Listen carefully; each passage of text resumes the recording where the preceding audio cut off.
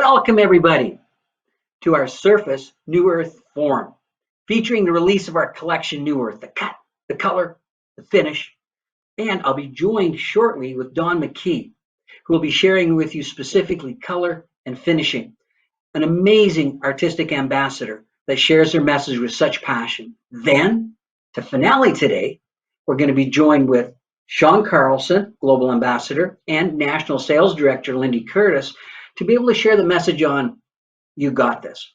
My name is Wayne Grund. I'm the founder of Surface. It is such an honor and privilege for me to share this welcome from the West Coast, British Columbia, Washington, California, Oregon, all the way across. I know we've got school group gatherings, hey, to Edmonton over there, the Estelle Academy, and all the students have gathered in the group, right to our East Coast and to Florida. Today's message is about how I can connect my guest with change and subtle change. When we take a look at hair fashion, there's three elements: shape, texture, and color. Please note, what I'm going to share with you right now is how we absorb what's happening on the runways, the inspiration, and interpret that into real life. You see, I don't believe, or myself personally anyway, that the actual hair that you see on fashion runways influences what we do specifically in the salon. And the reason is, as you'll see in these pictures from Ulla Johnson, Blueberry, Versace, and such, you see a lot of slick back, tight hair. The models aren't changing. But here's something I want you to note: the shape, the texture, and the color of the clothes they're wearing. And when a guest sits in our chair, that's the same thing that we want to share with them: the shape, the texture, and the color. And that is the inspiration that we really have here. The three words that define our New Earth collection are natural, confident, and creative. The three key points today you'll learn is lived in color, broken edges, and the curtain fringe that you see everywhere. So let's take a look at our next slide here, because what we've done is we've taken those shapes that you see there, and from Ulla Johnson, the fabrics that are very ruffled. And what do you see? Broken edges. From you see the Versace, the overlay of the curtain fringe that we see. And ultimately, the colors that you saw on the runway were more natural, very lived in. Even the vibrancies that you saw are very lived in. So when a guest would sit in your chair, you can share with them that you spent your Monday with Surface on the release of their New Earth collection. And you were inspired for the lived-in color, broken edges, or the curtain fringe that you may present to them. Speaking of inspiration, let's go to Don McKee and dive into our color. Good morning, everyone, and welcome to New Earth Lived in Color. And I'm so excited to share this placement with you. I've had such a fun time creating it and utilizing it for so many different variations of placement and color to create endless amounts of design for my guests. So I'm excited to share it with you. So let's get started. Dave, if we can have my PowerPoint up. So let's take a look at the first steps. So we're working here with our pure color and our pure lightener. Now for today's purposes, I chose my 7 volume and 00 clear to do our base and stretch. And then we're working with our pure lightener and 40 volume. And I'll share a little bit more on mixing in just a quick second. Next, please. So the first thing that we want to do is we'll be creating a placement in the bottom nape area in a V, and we're going to be able to take a zigzag parting right across at the part line. We'll then do a base and stretch, more of a watercolor application, as we'll use our tonic to be able to really blend that through the ends. And then we'll be doing our lightener to be able to work through our placement of our highlights. We'll then complete that on the other side. And next, we'll move into the side panel, and that'll be the following step, and then we'll go into the next layer into the top back. So from here, we'll go to live camera, and I'll take you through the first steps. So just to share the partings with you again, and where we're really at is working with this V-shaped parting in the back. So you'll notice that the V, goes from that occipital bone all the way up into that side temple here, just under these 3 pieces. So it completes a V that goes all the way to the back and to the other side. And that's where we're going to be working first. The next section that we'll be working in is going to be right under the rear ridge. So you can see another V shape there. And we'll be working with that base and stretch, and we'll be working with a zigzag weave over the top. Now I will be kind of jumping around just a little bit because I'm not going to take you through every single foil. But what I do want you to know is that this foil placement has 15 foils in it. So it's super easy to be able to work with. So let's take a look at our first section here, and we're going to actually move through. I'm going to come just a little bit closer so you guys get a really good view. And I'll clip this out of the way, making sure I have all of my front out. Now here I have first my lightener bowl. I've mixed up 1 part of our pure lightning powder with no ammonia, which is amazing because there's absolutely no smell to this whatsoever. I've also got in here my 40 volume, so we're working 1 part of the powder, 2 parts of the 40 volume enzyme cream activator. And just with my brush, you'll be able to see it mixes up very easily and has a really nice consistency to it, which for me is perfect for foils. If you were desiring a thicker consistency for this, I can then work with my thickener in place as well to be able to give me that customized application. So for those of you who like your lightener thick, don't pre-pour it, just add some thickener to it. In my other bowl, and for demoing today, I have 7 volume enzyme cream activator and our 00 clear. Now you're probably wondering, why on earth would you choose clear? Well, I chose the clear because maybe I don't want to put a base color in here. So just giving you some creative ideas. Maybe you just want to use this as a highlight or a low light. So with this, I'll go ahead and just blend my clear, equal parts 7 volume and clear. Now, if I wanted to move into permanent color, I would need to add my formula. I would choose 20 or 30 volume, and I'll probably add my thickener so that I get better saturation with it. Today, we're going to be working with our clear here. So with this, I'll grab my tail comb, and I'll take down our first section. And we're going to be working with a zigzag weave. And what I mean by that is just taking the comb and right at the very top, when I drag my comb into a zigzag, I want to break right through the parting, right at the scalp area. And then I'll lift that section away. So as you can see here, you can see I've got a perfect weave. And it has a bit of that triangle diffusion along the bottom, so it works perfectly for a nice subtle highlight. To create my base and stretch, we need 2 things. I'll use my Repair Tonic. This is really going to help equalize porosity, and if she had really fine hair, like me, this would give her some additional support structure so that the color really has a chance to attach. We need good structural protein for color attachment, and this is going to really help to support that. So I'll make sure to comb that through all the way and really help to create that nice saturation. And we'll go ahead and we'll apply. Now clear, if you choose to use clear in between as I'm doing here, is going to give you an amazing shine. Maybe their natural color underneath is want to be kept, but maybe it's looking dull, and it's really going to help clear away any of the residuals that might be just hiding in there, hard water minerals and so on.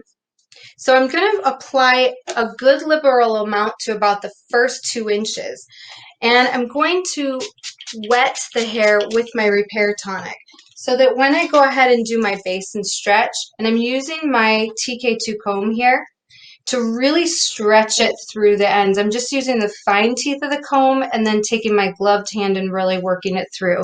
I want to create more of a waterfall effect, so I don't want a heavy, if I was doing color formula here, I wouldn't want necessarily a heavy saturation of color, except at the root area, and then just blended softly all the way to the ends. So from here, we'll work into our very first highlight. So we're going to go ahead and take down our ribbon, our foil here, our zigzag weave, and we're going to go ahead and take in our first foil. Now you always want to make sure that the shiny side lives to the back, the duller side lives to the front. And I have a little trick here for you. Because this is on an angle, traditionally we would be forced to put that foil on an angle. But what I'm going to do is I'm actually going to fold it on an angle so that the foil will live straight and the section can be easier to work. So we'll take our section, we'll work with our tail comb here, placing that underneath. We're going to place our tail comb right up at the base to snug that up. We're going to go ahead and take our clear just at the very top. And we're going to go ahead and take our lightener, and we're working on a high right here. So what you can see is as I'm placing it, I'm just letting it live right up next to the color where I left it. So on that high right. And as we move through, now you can see I have here just enough on that tail. I'm just going to kind of smush it over to the side, swoosh it over to the side, and go ahead and place in. Now I like to come in with my brush horizontally first and then vertically so that I really get that nice saturation and being able to separate that hair bit. I'll also come in with my detailing brush and just give a slight blend here, just marrying those two colors together. So when we're through, we'll come in with our next foil. Again, we're going to do the same thing. We're going to fold it just on a diagonal. We're doing a foil on foil application. That way we're not bending the foils up and creasing the color. And then we're going to go ahead and just take our TK2 comb and we're just going to fold and crisp these sides in. Okay? And then we would move on to that next side. So what we'll go ahead and do is now that we've created two of them on the bottom, we'll come into the side foil. So the next section here, we come in, we take our tail comb, we go right up to that line, and we work right through, remembering to take the tail comb, and as I'm working that zigzag, I'm breaking right through the part line. We'll go ahead and clip that out of the way. We'll go ahead and take our Repair Tonic, really working that through. And I'll do one more basin stretch here, and then I'll continue moving through the pattern. I know you guys will nail that basin stretch. So just really making sure that we're applying this fairly thick right at the root area, about 2 inches out. And really being able to get some good color in there. And then saturating your ends with your Repair Tonic so that we can really create that beautiful watercolor stretch all the way through the ends. Now we'll come back in, we'll take our next foil here. There we go. And again, you can see I've got like a really nice weave, and you can be customizable with that as well. Take the shiny side, let it live to the back. And again, this would be an area where the foil would start running into her face. So by placing it on an angle, I can keep the foil straight and I can keep the hair straight as well. Just letting that live right underneath, snugging that right up to our line. We'll come back in here with our color, then into our lightener. You can see that I have really good control of my lightener. And if I was getting too much longer here with my foil, I would also go ahead and I would work through another foil underneath. So I would do foil on foil. With that, we'll go ahead and blend up. We blend down using our detailing brush. And we'll go ahead and place another foil on top. And as I'm doing this, one of the things I really love about the brushes that I'm working with too is that they're very gentle to work with. The bristles are soft. And most importantly, they don't end up in my brush bowl. I love that. They're biodegradable as well. And they are so smooth to work with, so I get such a nice application out of them. Okay, so now what we'll do is we're going to move into the top section in the back. We're still in the blue zone. And we have that nice V here. So I'll go ahead and work on the opposite side. So you can see the high left that we'll be creating. It'll be very much like the one you would do below it. And then what we're going to do is we're going to go ahead and take our tail comb. And again, we're working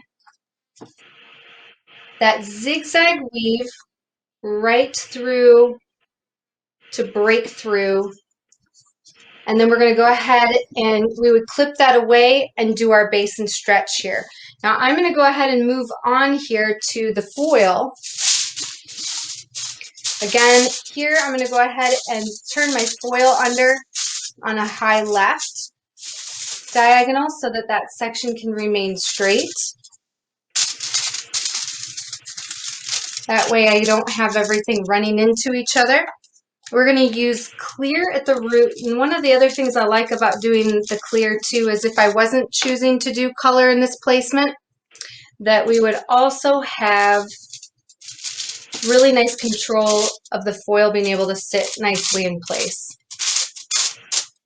Now in our original model, we used our 6WG and 4WG that will be coming to you soon. So we're excited about that. Beautiful apricot-y colors that we were able to achieve. And we'll blend up, we'll blend down, and then we'll go ahead and we'll take our next foil, lay it right over the top, crisp our sides, and we move into the next section. So from here, we'll be working in the back. So if we could pull those slides up one more time to our next section, go ahead next. We're actually working into that crown area. So if you can see, we have 3 triangles here in the crown. And what we're going to be creating is 4 foils where those yellow zigzags are. You can see them in the picture above where it's labeled number 5. And so there's going to be a zigzag at the top of each of those triangles to be able to really start giving us that beautiful separation in the back. Next, and then we'll go ahead and work through each side, and then we're going to be working on the top only of the third. And then completing on the opposite side. So I'll show you the one right here in the middle, and then we'll do one on that side for you.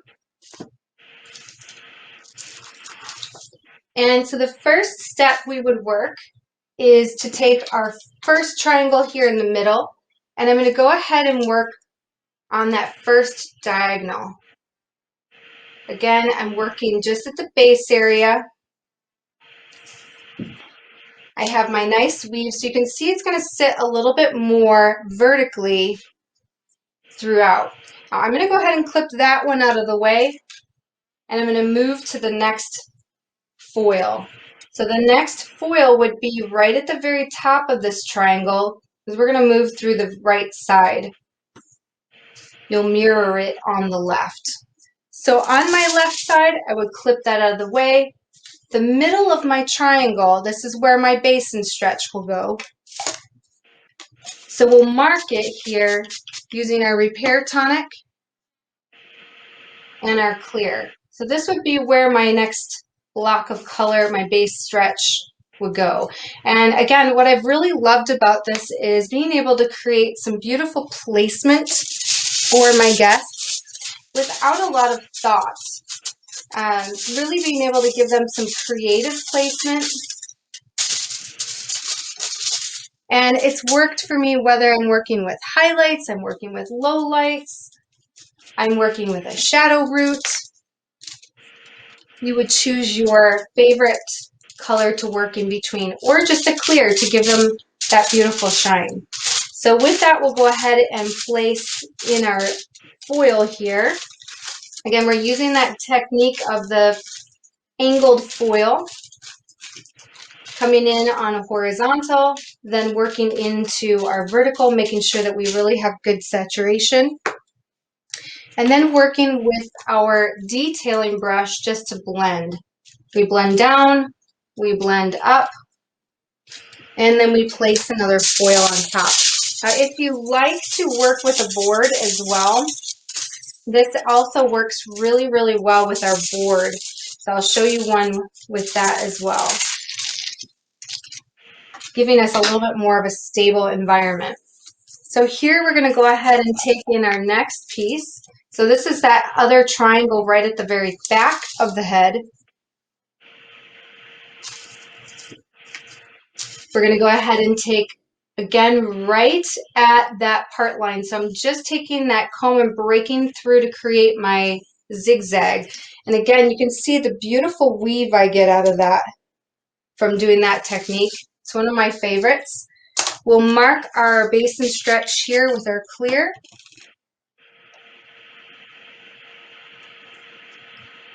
Remembering about 2 inches out.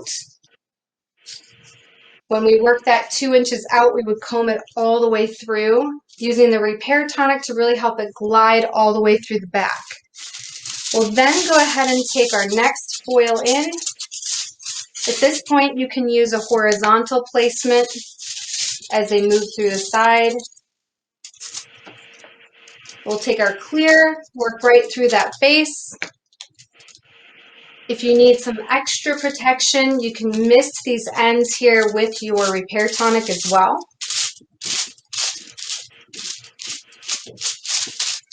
And we'll go ahead and just swirl that side working vertically, and we'll create our blend. You can see how the lightener moves really nice and easy for me. It's a great application, but again, if you were to like it thicker, go ahead and add your thickener. That's really going to be able to help you work as well. So we'll go ahead and crisp our sides, and that would complete the back. You would do the same thing on the opposite 2 triangles. So there would just be 4 foils in that crown area. PowerPoint up. See that last slide.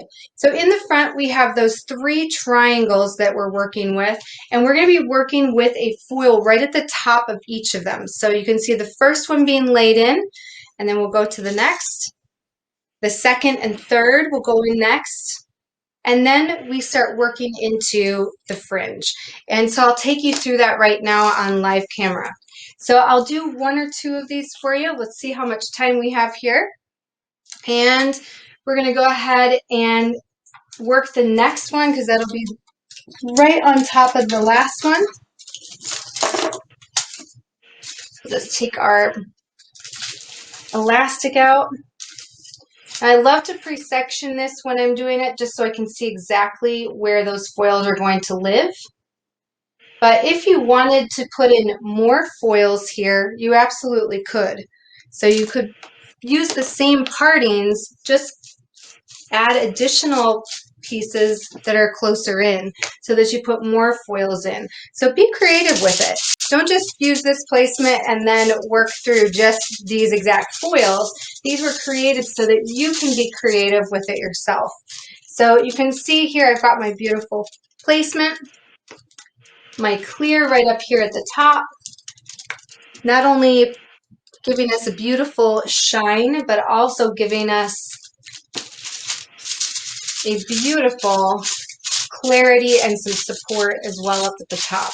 So as I get down to the bottom, we'll just bend that to the side here.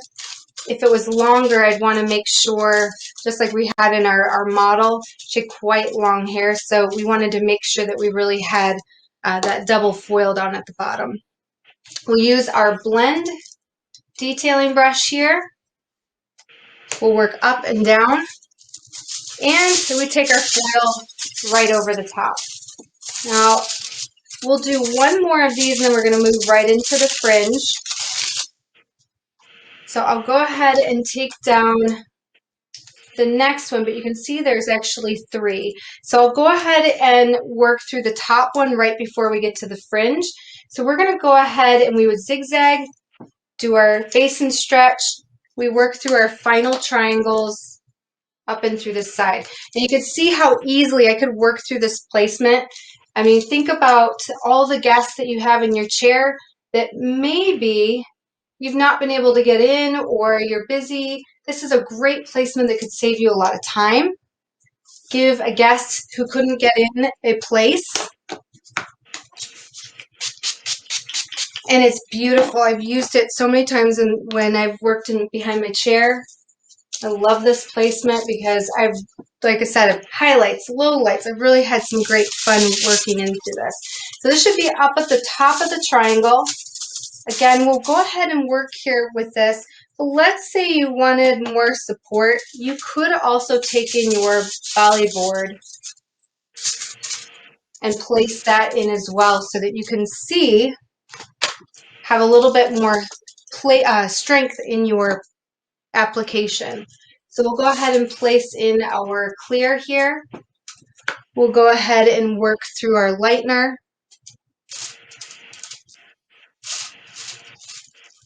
And as we work, we'll go ahead and work through vertically here to really nice and saturate. I'll go ahead and take my tails up as well. And we're going to go ahead and then take our detailing brush, and we're just going to go ahead and blend down, and then we blend up. And with that, I can go ahead and place in my last foil. So you can see how quickly I've worked through that application. Now in the front here, where we have our curtain fringe, what we want to do is create more of a shadow root.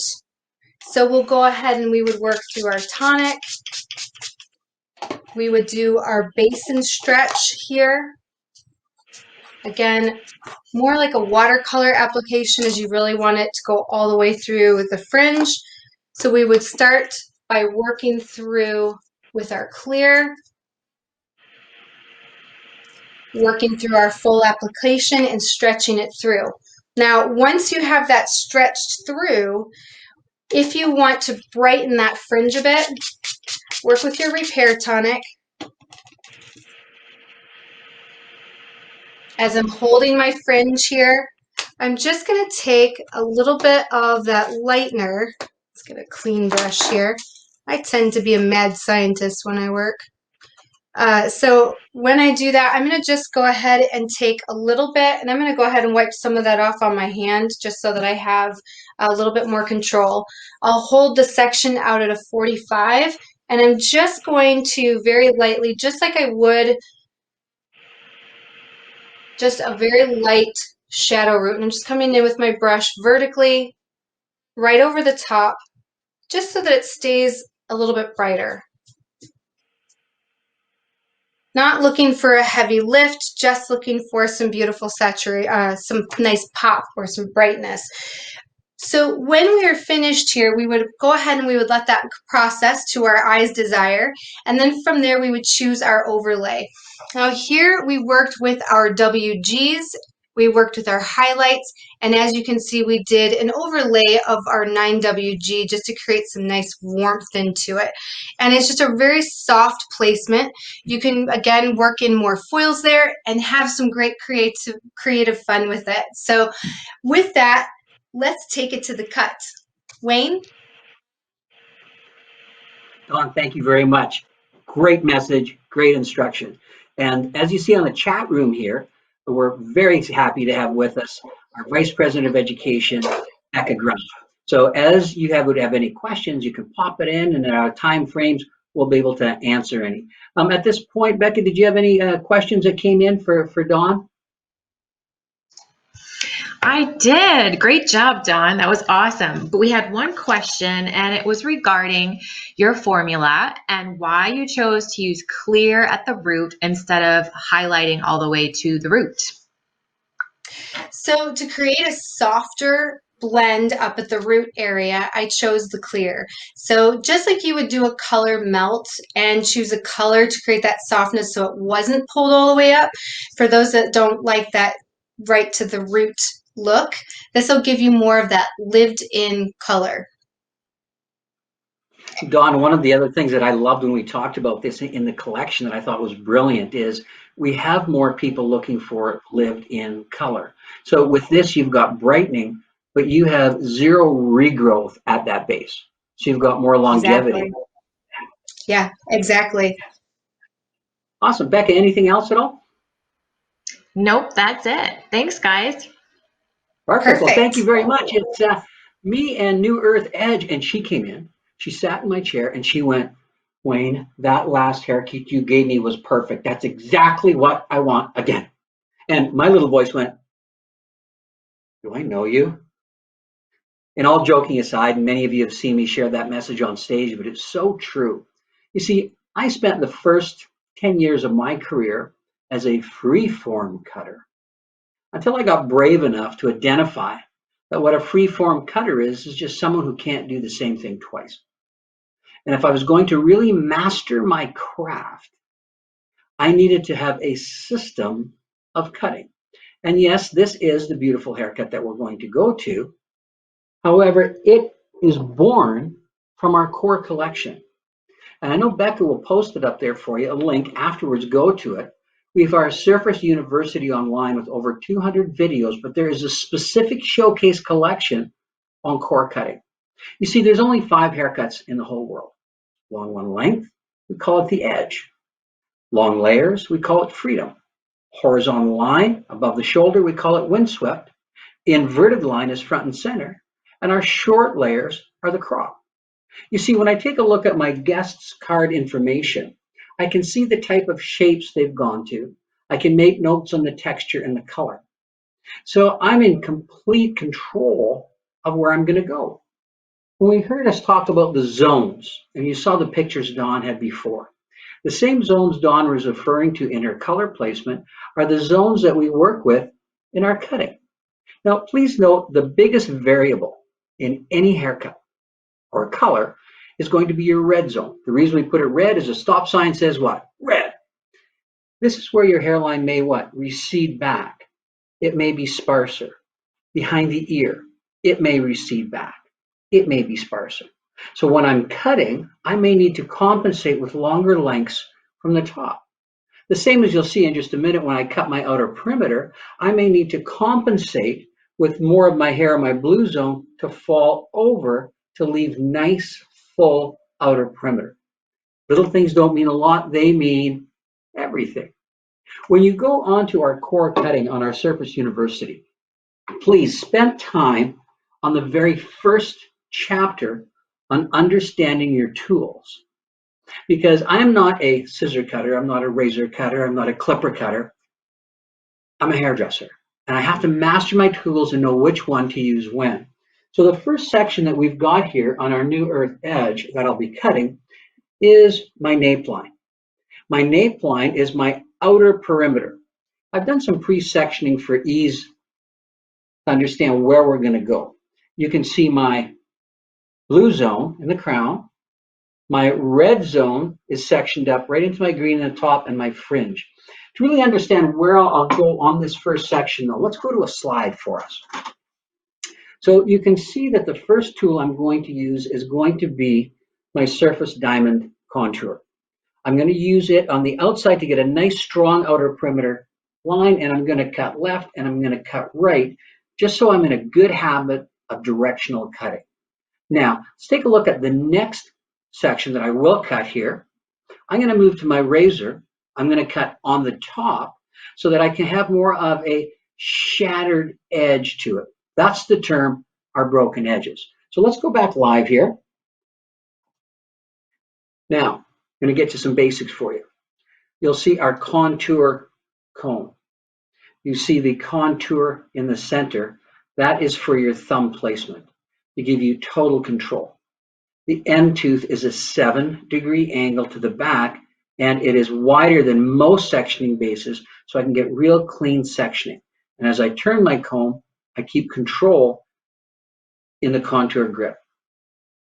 When I work with our shear itself, please, if there's one thing you do for the rest of your life, only use a shear with a teardrop thumb hole. If you look at your thumb, it's not round, it's a teardrop shape. There's 3 parts of a hairdresser's body that breaks down from cutting. Carpal tunnel and the wrist. The number 1 cause of carpal tunnel is if you have a round thumb hole, your thumb is always moving, it's not stable in control. The next thing that breaks down is the shoulder. The reason is you're not made to be standing up cutting like this all day. It feels like there's a fire on the back of your shoulder blade by the end of the day. So what happens, watch this. With my shear, I take the 180 swivel and I've turned it so that I can now put my thumb in the base. So now look where I cut. So I'm in total control of cutting left and cutting right. And if the ceiling tile ever opened up and someone would say from above, why are you doing that? I would know, because I want hair to move in the direction that I cut it. I said there was 3 places in a hairdresser's body that breaks down. Number 2 is your rotator cuff, and number 3 then is your sciatic. The reason is if you're standing up like this, you shift your weight to the side unknowingly. So rule number 1, use a tool that gives you maximum creativity, maximum control, but respects your body. So when we go into our first section here, and before I sectioned, the first thing I did is I misted our hair with our Trinity Protein Cream. It gives me control, it gives me condition, it helps with any detangling. And I don't use it on all my haircuts. In fact, if I'm working with fine hair, I'm going to use my Awaken Mist because it gives me more thickening to it. I'll share a couple of other hot tips on cutting when we go. So in the back, I'm going to comb through the middle section. 0 elevation because I want maximum strength. My red zone is over-directed back to cut, and I only hold the hair in front of that second knuckle. I hold the hair in front of that second knuckle, and we come in and create my nice, strong outer perimeter. The next thing that we're going to do is I move to the opposite side, comb that section down. There's my guide. Now, look how I take my body and I turn it to the side so I can pick that guide up and cut directional. So the reason that I worked on my outer perimeter with my shear was for strength. So as I move up now I'm going to move to my razor. Again, not just any razor. Take a look at the actual blade that we work with.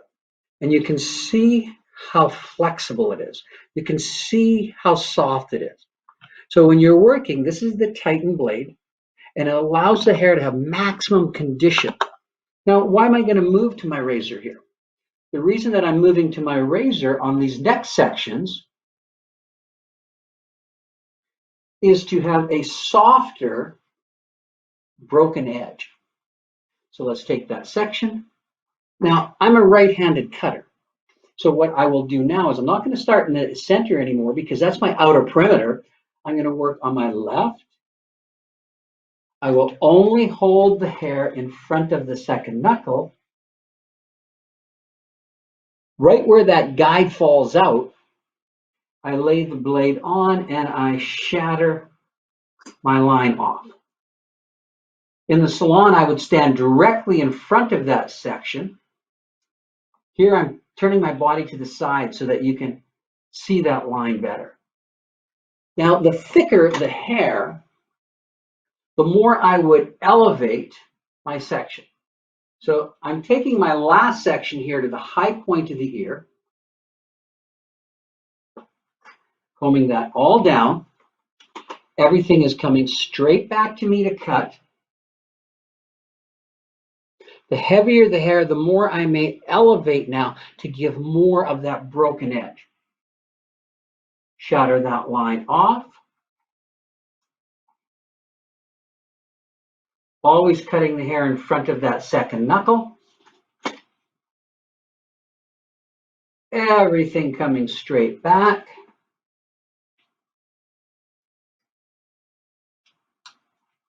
And now that I'm at the top of the ear, what we're going to do when we take our neck section down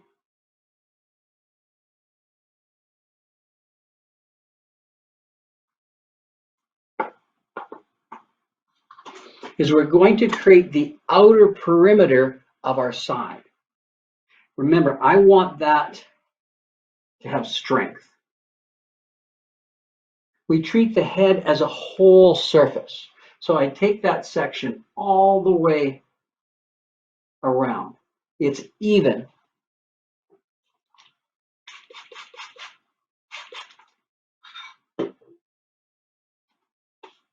Move to the opposite side. Take that outer perimeter down.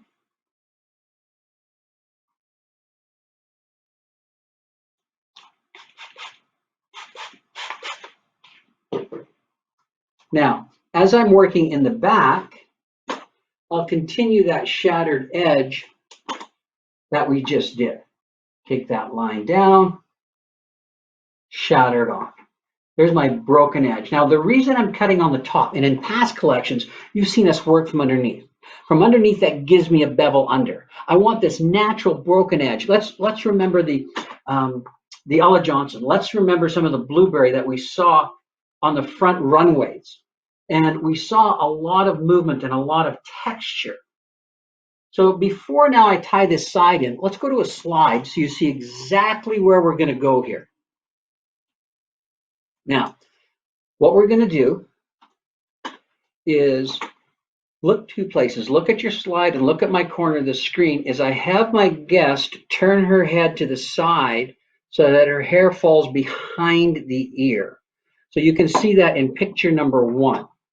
At that point, I'm going to cut the blunt line off because it allows me to work with no elevation. Then I'm going to take the guide to the front to be able to have a cheater's guide as we work through. So let's come back live again. So now, if I hold this hair out, elevation creates graduation and her shoulder makes the outer perimeter too soft. So what I do is I get her to turn her head to the side so the panel falls down the back. So when her panel falls down the back of the head, turning it this way, right here so you can see, that allows me to take the section, over directing it slightly back, and take that line off. And here I want that line to move to the front. Now, what that cheater's guide was that I shared with you is I take the section that I just cut, I take the section on my opposite side, I pull it into the middle of the chin. So now what happens is, being that's in the middle of the chin, find my guide, take the line off. So when I go to the back, take this section down, remember, not going to elevate, I would get her to turn her head to the side so the hair would fall down behind the back, and I can play connect the dots. That cheater's guide that I put in the front gives me a perfect guide to the side. And that way, I'm even right off the top. Now, as we move through the rest of the back, we're going to continue with our razor. Leave those sides alone just for now.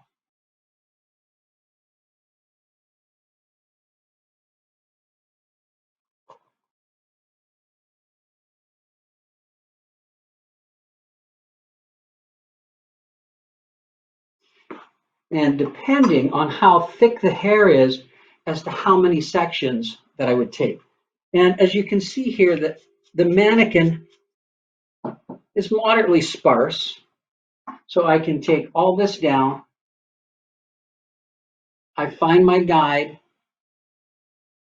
pulling everything straight back, nice and smooth, and shatter a broken edge on the top. The more I elevate, the more movement. So everything coming straight to the back, and I shattered my line. Now, when it comes into the sides, let's go back to our slide here. And this is something that I absolutely love that keeps the length in around the jawline. And you can see how we're over directing that side across to the far jaw to take the line. And we're going to do that on section 2 and on section 3 in the temples. So let's come back live here again. So you can see my section comes from the high point of the head, comes through the red zone, which we call the temple. And now I'm going to over direct this entire section across the face, and I'm going to use the outer perimeter that I cut as my guide to cut to.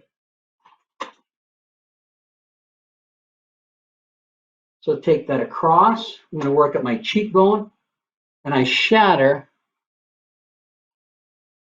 that line off. The thicker the hair, the bigger stroke that you would use. Fine hair is a smaller stroke. So let's take this opposite side. Comb this section down. There's my guide. Pulling it across to a visual at my lip line. And let's shatter that section off. So what have we done so far? We've worked our outer perimeter. We've worked our sideline, keeping our length. And now we're going to move to our fringe. So let's go to the slide and see what we're going to do on that fringe area. Now, the first thing, you'll see section A, and this is different than we've done in past collections. You've seen us work a lot of past collections where everything comes to one point, side or such. That creates a deep arc. We want this very natural, very soft, very lived in. Take a look at the top left-hand corner of the finished look that Dawn had done. To be able to create that very soft arc, the first thing we do in this front fringe line is we work just through the center. So there's 3 sections that we're going to take here. But when I take this down, turn it this way just for a sec too, is you'll see the width of my top section is no wider than the blade of my razor.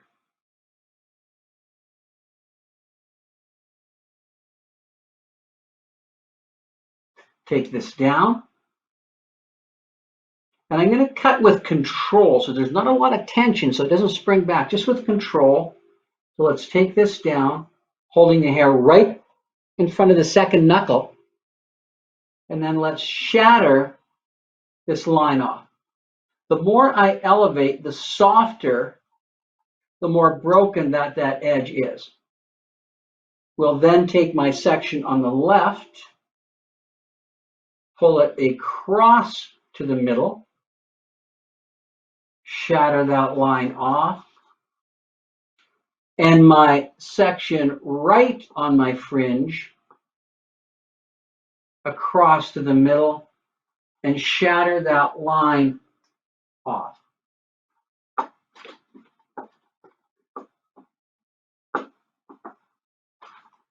Now, one of the things that you'll see is the weight that you may have here. I like the length, I like the way the arch is coming in, but if it's too heavy, we'll move to our RZ blender. And the Surface Razor blender is not just a blending shear. The important thing to note is it has a traditional cutting blade, it has the traditional tooth, but inside it has a razor's edge honed into each tooth. So that when I use it, when I close it, I can actually use the swivel to pull it out, just like it had 42 different razors softening the hair. So as I go into this section, where I want to soften that fringe, I lightly pull the razor through. Now, I've got a couple of hot tips that I want to share with you. Outer perimeter is done, framed around the face, soft edge in through our fringe. But now what if I'm working on curly hair? Can I take this same process to my curls? The first thing I want to identify is yes, but realize that curly hair is going to contract so much more. So when you are cutting that outer perimeter, you hold it, watch my fingers now, but then you release it and then hold it again to cut. It's the same thing in that front fringe, the 3 places. When we actually cut this mannequin, you can see we're slightly shorter on the side, so we over-directed everything to one point, held that point low, but then released it so the natural spring would fall into the hair, then captured again, and we cut.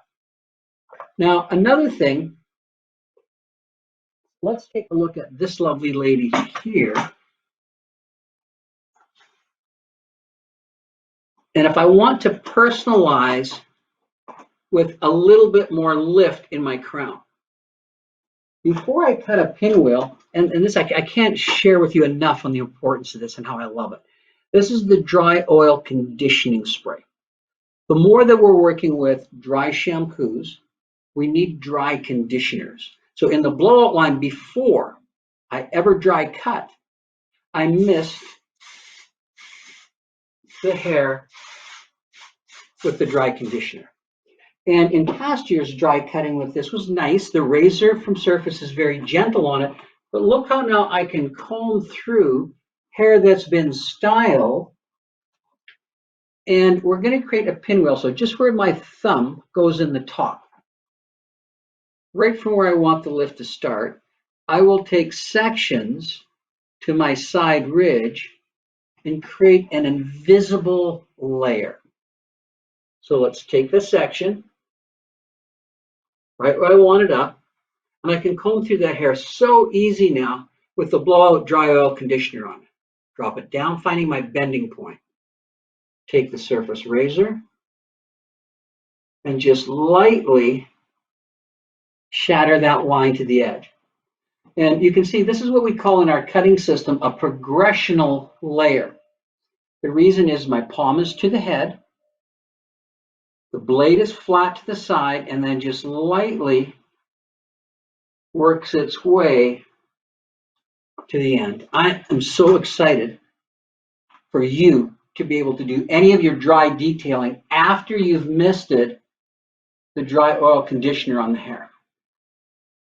And for your guests, the dry oil conditioner is a daily use at home to make sure their hair stays moisturized, in control, and has complete style memory. So I didn't do the fringe now, did I? I just came into this top area because that's where I'm going to want the lift.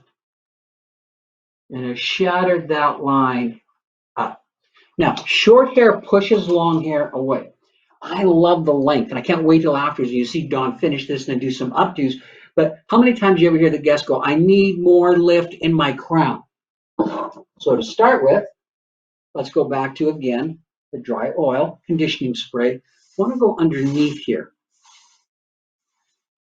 And the reason I'm going underneath is this is where I'm going to create my frame. So let's lift that hair up.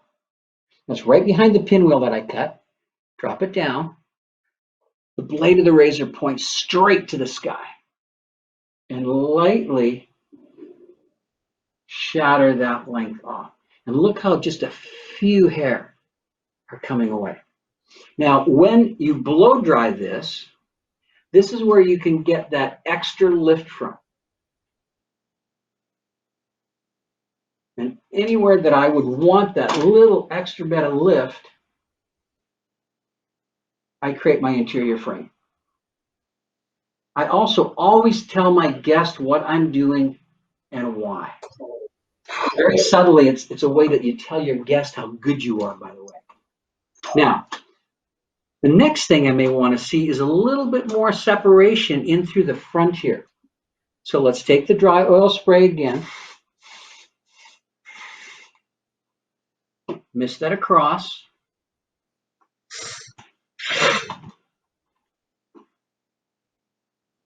And right where I want separation, take my blade and weave in, weave out, weave in, weave out, and then one long stroke.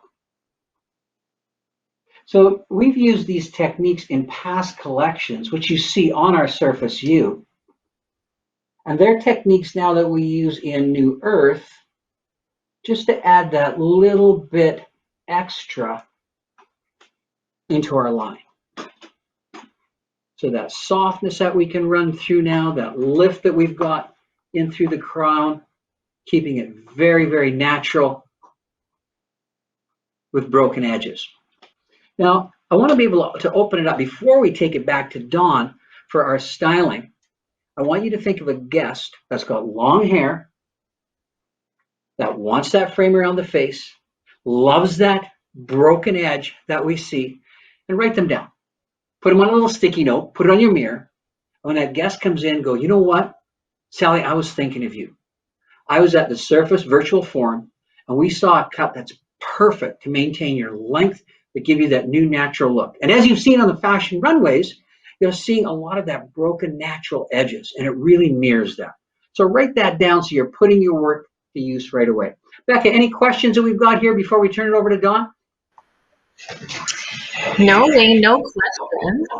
Just everyone addressing Awesome. how much they love our Surface tools. Perfect. Great to hear. Dawn, all yours for styling. Awesome. You guys, did you love that haircut? And I love the added dry techniques at the end, as well as I learned something new with the dry oil conditioner, using it as a dry cutting tool. I love that. All right, so let's take this into some finishing.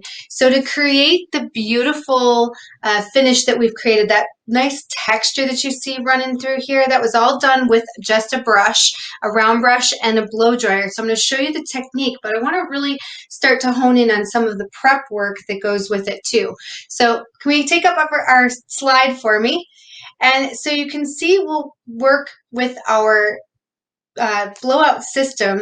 And now I'm going to work today with the complete blowout system, but in the video I actually used our jump to create some beautiful lift, some swirl to create some beautiful texture, along with the blowout system to create additional texture and beautiful style memory.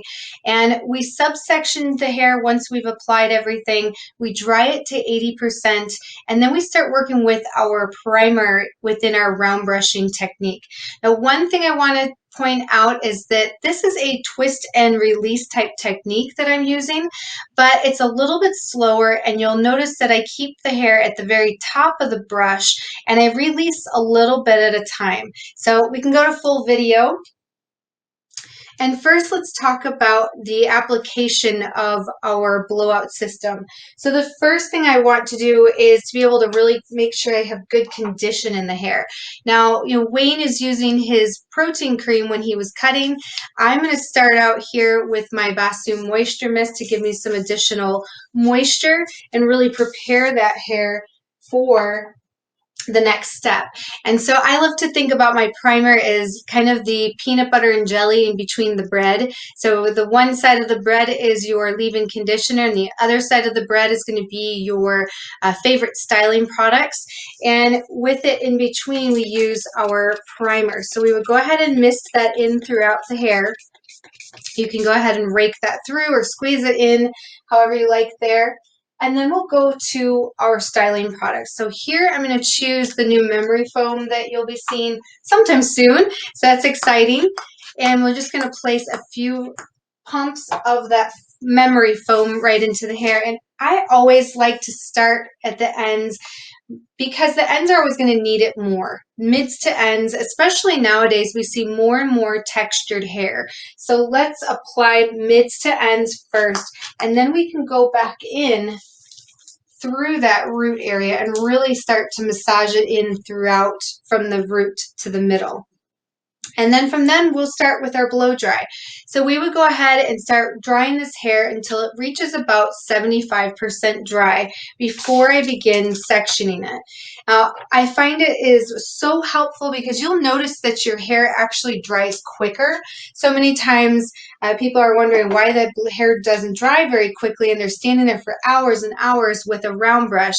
And really it's because we didn't pre-blow dry that hair. And I learned that the hard way many, many years ago, and it's not only does it make the hair dry faster, but it's much gentler on the hair. If we start stretching the hair while it's super wet, we can actually create damage because we're stretching the elasticity of the hair. So as you can see, I did some basic sectioning here, just right at the top of the ears to top of the ear, temple to temple as well. And then I just sectioned this out in pie shapes through the top. So in my fringe, I would have that as that separate section. And I would begin then in the nape area. Now I can always subsection this at that point, but it helps to keep control of the hair. So the next thing we want to do is work into the actual technique here. So what we're going to do is come in to our lovely hair, and I'm going to share with you a few pieces of the actual technique. So in this look for the edge, we did the entire thing using this technique. You'll notice a slight change when we move into our windswept line. So as I would take this in, this would be about 75% dry, and I would go ahead then and I would mist back in my primer. From here, I'll take my brush, my blow dryer, nozzles on always, really helping to direct airflow and make sure that we're sealing that cuticle. And as I'm going through, I'm going to go ahead and hover my blow dryer over the brush, making sure I'm never landing that brush straight on or that nozzle straight on. And as I'm working through it, if you ever get stuck, just take the hair, pick it back up, and start back up at the top. It usually just means that that hair still is not dry enough, and it still has some tangles in it. So as I start to get to that bottom where it starts to curl up, notice that it's at that top 2 inches of the brush. So as I start to release, I'm going to let go a little bit. I'm going to twirl the brush. And so as I'm moving my hairdryer, so we're never standing in one spot at any given time, notice how I let a little bit go and I'm still warming the ends. And then I'm going to go ahead and see how it starts to look like almost like a tornado. So I want that to stay down at the bottom. And as I start to release it, it's going to give a really nice little twist at the bottom. And if you can, clip up your work. That's going to save you so much time. We work so hard to create this beautiful texture, and you can have it last for days and days if you just clip it up and let it have a chance to cool. So with that, we'll take down one more section here, and I'll work through one more. And one of the key things here is that you'll notice that the first one I worked this direction, so towards the back. The next one I'm going to work the opposite. So I love to work in what we call an hourglass texture or shape. And what that means is that nothing is going all the same direction. We get more natural movement and fluidity when we work with the sections in reverse. So again, 75% dry. We'll use our primer here to work with, and we'll place in our brush. Now, I always like to make sure that the handle of the brush, just like when I'm starting to work in with an iron, same thing. I have the handle of the brush is always facing in the direction I want it to fall, because I want to pull the brush in that direction. So I'm going to go ahead and lay in my brush. Again, I'm working just across here till I get to the very ends. If you lose it, no big deal. Just take it and put it back on the brush. But essentially, you want to get everything up to those top 2 inches or so. And as you start to warm it, you notice I'm using what we call a yo-yo technique. So it means I'm just moving the brush back and forth. This allows me to get even heat along the hair strand. So I'm never letting it sit in one area. If my brush is still, my hair dryer is moving. So as I start to release, I release a little bit, I wind it back up, and I stay on the brush. So this is allowing it to cool up at the top first, which is giving me a little edge because now I'm not losing it at the bottom. So as I start to release, I'm going to go ahead and keep moving it and moving it, just staying on that brush. And then as I release it, again, you can go ahead and coil that back up let it cool completely. They say it takes about 20 minutes for the hair to completely cool. So that becomes a challenge sometimes. And the more that you can let that hair cool down, the longer that style is going to last. So to add some additional texture to the hair, what we've done is we've taken in just some beautiful, simple iron work. And so all I've done here is taken a straight wand.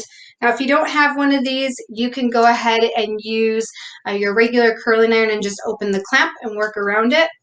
But all we've done is I want something very soft.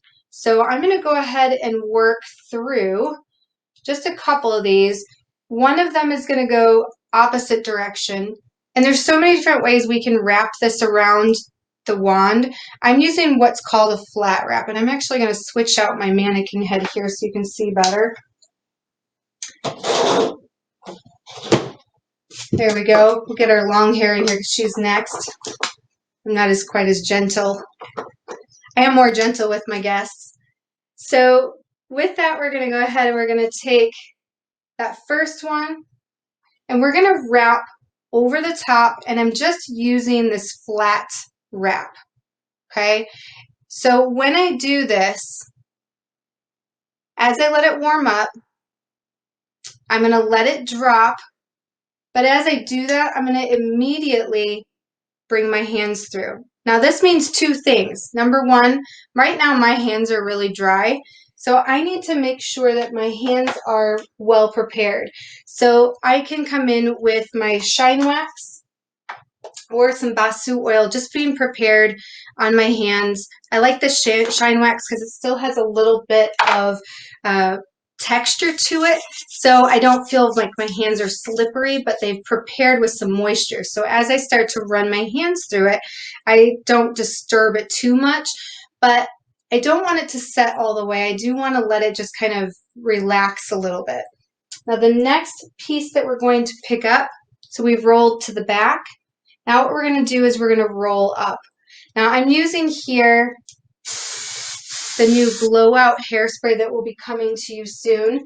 We have some amazing hairsprays that we work with.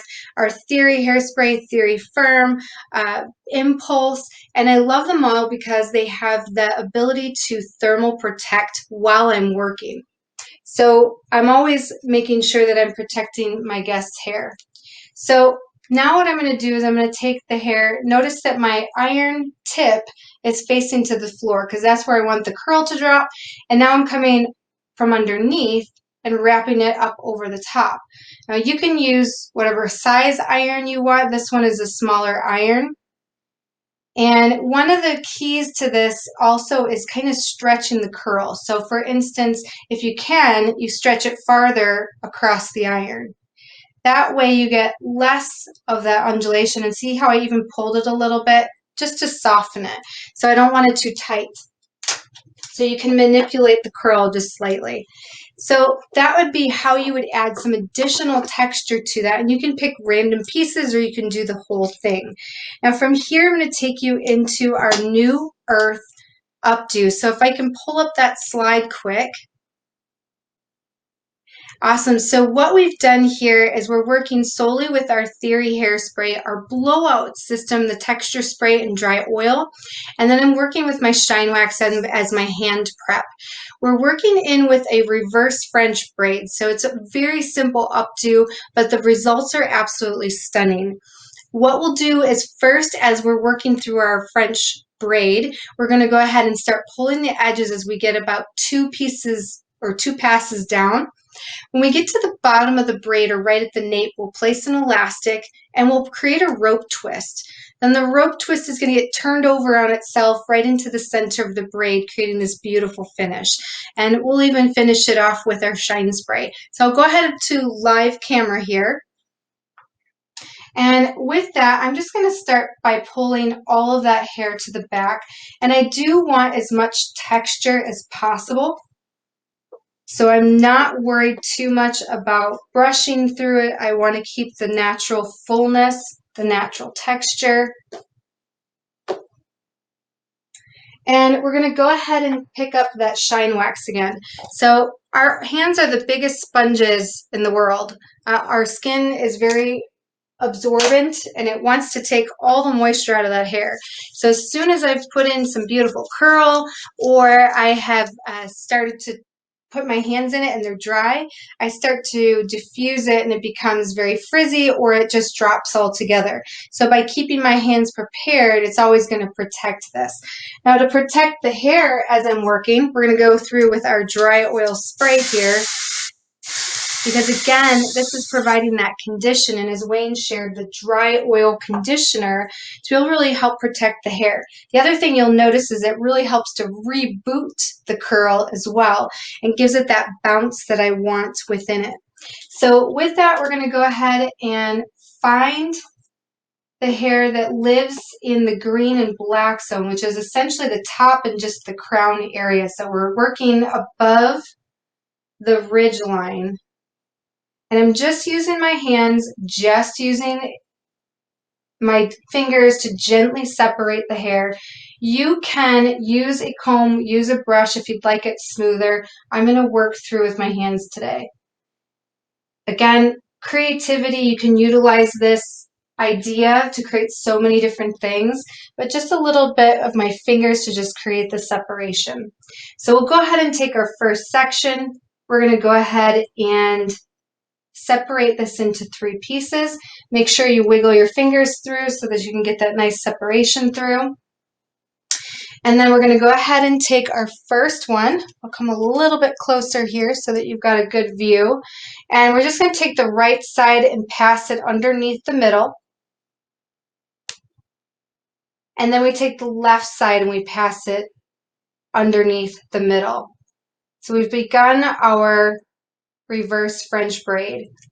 So we're going to go ahead and pick up on both sides. If you like to drop a few pieces down as you go, I always look at my temple, my cheekbone, or the corner here, right? So you have a couple spots there. So we'll just work in big sections. I'm not looking for a tight braid. I'm looking maybe ridge line first for that top section, temple to temple for my next. We're going to go ahead and turn that next section under. The left side passes under the middle. And now that I have 2 passes, I'm going to go ahead and start pulling the top a little bit, just a little bit. So I want to start pulling as I go. So now I'm at the top of the ear, right in that corner. Again, just using my hands, just wiggling everything free. Not looking for real overly clean sections. Needs to be soft. And then we're going to go ahead and take our right side. It gets passed under the center. My left side now comes and passes under the center. Now, as I'm working through this, this is a good time for my texture spray at this point, because now I can go ahead and work in some of the texture. So I'll start to open this out a bit. So you want to get this really wide. So if you start opening it now, you're going to have a better time later. So now we're going to go about middle of the ear. Middle of the ear. So you should only have maybe 5 to 6 passes that you're working with. So we're going to go right side crosses under the middle. The left side crosses under the middle. And again, let's start pulling those edges. Now you can use your thumb and your fingers, and see how I have that nice shine wax on here? It's also protecting the hair as I'm doing this, but I'm massaging. So I'm just using a light texture between my thumb and my fingers. And even just using the edges, just pulling those apart. So you can see we're getting some nice, beautiful texture. So I've got one last pass here. One last pass, and we're going to go ahead and pass the right side under the center, and we pass the left side under the center. Now, before I secure this, at the base, I really want to start working to pull this out. So I'm going to use a little bit of my texture spray. And I'm just going to go ahead and start working through. Now, I love using my dry oil spray as well for expansion and massaging those hair areas out that I want to really help to expand. A lot of people lean more on texture spray, which is cool because it creates lots of texture. Where I make my decision tends to be on the texture of the hair.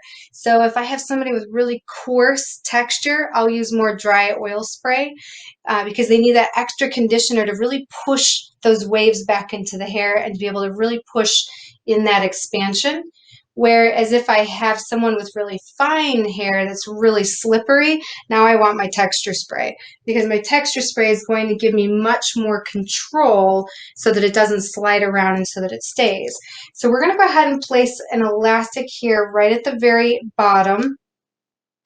I'm using a black one just so maybe you can see a little bit of what I'm doing, but you can use a clear one there, would be even more beneficial. And make sure you really work at this point to really pull these edges apart. So I'm going to show you a couple of little techniques here, and we're going to grab our dry oil spray. So I'll work right over the top. And again, I like this for expansion because it allows me to really massage the hair without disturbing anything, especially if the hair is more coarse like this and has more texture already. Really helps to keep me from taking out the moisture as I'm working my hands through it. Plus I have the protection of the shine wax on my fingers. So as you can see, I pulled that quite wide, and we'll go ahead and we're going to place a few pins in. Now, because I'm working with a mannequin head that has such big a lot of hair, I'm going to go ahead in with my bigger pins, and I'm just finding in through any of the center areas, and I always want to work one direction in through the front, and then I want to flip it around and work the opposite right at the base. That's going to give me the best protection. So as I go through, we'll go ahead and place in a few more pins and just tacking things down. I can use my Theory hairspray here to really help give me that beautiful shape where I need it and just really pull the edges. So once I've got that in place, we're going to go ahead and just gently separate the bottom of the hair. So you need a good length for this part. And we'll go ahead and grab our dry oil spray again, just misting the ends. I do want to make sure I don't have any frizzy ends going on, so I like my dry oil spray conditioner to be able to handle that. And again, we're going to go ahead and grab the two sections, and we want to create a rope twist. So I'm working to be able to work both sections to the right, and then I cross my right over left. The twisting of the right in the same direction keeps the rope twist from unraveling. So we'll go ahead and place our elastic here, and just making sure it goes as far to the end as I can. And then I really want to pull the edges of my rope twist. So I'm just going to start by pulling these edges. You can do a couple different things. You can do the pulling of the edges, massaging works really well, but you can also come in and find, if you find both sides of the end and you kind of wiggle them apart, that's another technique that we call the bow tie. So it's just kind of taking and pulling those edges away from each other. As you finish up, you're just going to pinch at the very bottom, and you're going to turn this in on itself, and you're going to tuck the tail under, and then right down in through the center, this will get pinned. So it just creates almost like a very soft mohawky finish. Super beautiful, very elegant. We'll use some of these bigger pins here as well. And to finish it, we'll work with our shine spray. And I loved working with this updo because it was just so soft and elegant and easy to do. But what if I maybe had somebody who had some shorter hair? So how about a different option for someone who maybe would have a little bit shorter option? So here's a good example of a way that we can be able to take that same braid and really use it to be able to create something for a little bit shorter hairstyle, because we know we don't always have that huge amount of hair that comes into the salon. So I'm going to go ahead and just rake through my fingers here. Now, again, really preparing that hair, we're working with our dry oil spray, making sure that we're maintaining the moisture into the waves, because those are going to really help us push all of that curl back. And you see how much bounce and lift I get back out of that just by using the dry oil conditioner? It's amazing. And they can use that every single day to be able to create just long-lasting waves. Spray it in before they go to bed at night, spray it in before they get up in the morning. Really helps to be able to give that beautiful bounce into the hair. And again, just using my fingers to really separate this first. If you like a good brushing to really feel where those waves are, you can do that too. But I feel like I can do more with my hands many times. So we're going to go ahead and we're going to find that same ridge line here. So right at the green zone and the black zone, just below. And we're going to go ahead and take up the opposite side as well. I'm going to let it fall to the middle, kind of draping this over a little bit. I'm just sharing some fast ideas. Those won't be exactly perfect. But we're going to go ahead and work just to be able to give this a little bit of a twist here, creating just that little bit of a bump right at the back. So you can see I've left her with just some of that softness through the front. We're going to go ahead, kind of that soft lived-in finish. We're going to go ahead and pin that right out of the way. And then we're going to take that same braid and we're going to go ahead and work it into the sides. So we'll get a couple of pins in here just to support that. And then we're going to go ahead and work from the side. You can even go ahead and just pinch that little bit down right at the corner. And we're going to go ahead and just place in a little bit of that braiding as well. So we're going to go ahead and do the reverse braid. We're going to take that right side, cross it under, left side, cross it under. We're going to stay up the top here. So when you pick up at the bottom, make sure you drag a little bit farther. You're going to cross under the right, cross under the left, pick up at the top here. You're going to go ahead and pick up, let it drag. See how I'm dragging that all the way up? We're going to work about to the middle. So just giving you some fun ideas, pulling those edges out a little bit.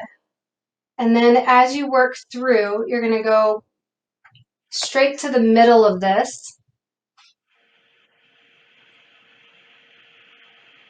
Once you get to that middle piece, cross under,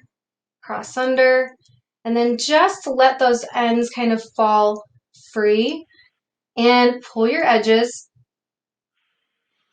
We're going to go ahead and pin those up right under that twist that we had before. So we're going to just fall in to that same look. Again, what I'm doing is I'm taking the pin with the back side of the feet and I'm lifting some of that hair up, and now I'm pinning it toward the back. We're going to go ahead and pull those edges out again. And we can do more as we go. So I always like to do a little bit and then I can always work through to the opposite. So again, on the opposite side, we come in, We're going to go ahead and start picking up from the side. We'll pull down those little edges that we like right in the very front. We'll go ahead and take our first piece. Again, just creating that reverse French braid. The right side crosses under, the left side crosses under. That was always one that was a little more challenging for me. This traditional braid I could do no problem, but the reverse I was like, well, how do I do this? So I always had to think of it like the Dutch jump rope. Everything went underhand, where my regular braid, everything goes overhand. Regular jump rope, underhand jump rope. So that really helped me. I don't know if it will help somebody out there, but that's how I had to learn. I always have to have a visual or something that will pull that together.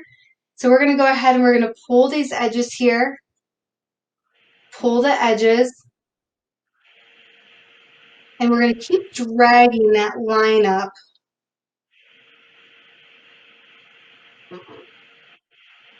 And we're going to actually pick up that last tail, that one that we had left alone there, and we're going to go ahead and pull underneath. So we just picked it up.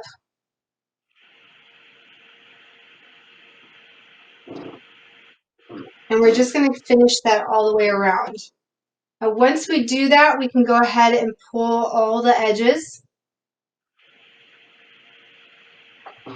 And we're just going to go ahead and swing that around and tuck it under. So just utilizing something very simple. So many times the simplest braid, or the things that look the most complicated, can be so simple just by utilizing braids or knots and keeping it really, really extremely simple. And so with that, I'm going to go ahead and finish it up. We'll use our Theory spray today. I would then go back and pull any of the edges that I want to see as I'm working through. You can see how it just gives a lot of beautiful texture to it. Gorgeous, very simple, and the hair was a little bit shorter, so I didn't have to work too hard to be able to put it up. So with that, you guys, I want to learn a little bit more about blowout, don't you? So Wayne, can you share us a little bit more about why blowout? Dawn, thank you very much. I was asked this question day one. What do you mean style memory? Is it the hold? We can only learn what we're ready to learn, and sometimes we need to forget before we learn. When we work with hold, we can work with, as Surface does, firmer sugars to give me a hold on the hair. Other manufacturers may choose nylons or plastics to give me hold on the hair. When you have a hold on the hair and you sleep on it and it collapses that line, if the hair does not have a nice internal moisture, your style is really ruined. So what we've done with blowout is we've been able to deliver, as you'll learn in a second, cannabis sativa seed oil for its omega-6 moisturizers deep into the hair. And as a hot tip out there, if your Surface distributor still has these box sets, there's only a few left, they're not a reproduction item. They were for the first launch, so take advantage of them. It's a great way to get your guests into the primer, texture spray, and dry oil spray. But again, memory. You see, what happens, whether it's the sunshine, whether it's the dryness, especially in the winter, or the climate that you naturally live in, through a continuous basis, moisture is being pulled from the hair, from the environment. So what we've been able to do is lock moisture deep into the hair, and that's where I really want to emphasize again the dry oil conditioning spray, so that for every day, being able to lightly mist to refresh and making sure that that moisture is sealed into the hair. Now, that's especially important on any of your drier textures, or if you go into your coily hair. Just a light mist, and if you want extra, you can use some of the curl serum. But the very best friend on a daily basis is, think of this. if I can seal deep moisture into the cortex of the hair, what I'm going to be able to do is allow the hair to have flex and style memory. The memory comes from the lychee berry and the maracuja. Let's go to our slides and learn just a little bit more about it. You see, the first shampoo and conditioner is all about preparing. So there's two things I want at the forefront of your thought process right now. How am I going to prepare my hair for heat styling and to have that blow dry last an extra 2 to even 3 days? So you'll see the investment that you have in the organic ingredients of the cannabis sativa seed oil, the maracuja oil, and the lychee berry allow you now an extra 2 days between use. Go to the style memory. When we move to style memory, the first thing that we identify is our primer. And the primer itself has control, little to no hold, but it's giving me the control of the maracuja oil and the lychee berry to work with that flex and style memory on the hair. Absolutely a must to begin with. And the new one that Dawn used, and this is still the lab sample, some of you guys got teased with it, is the actual memory foam.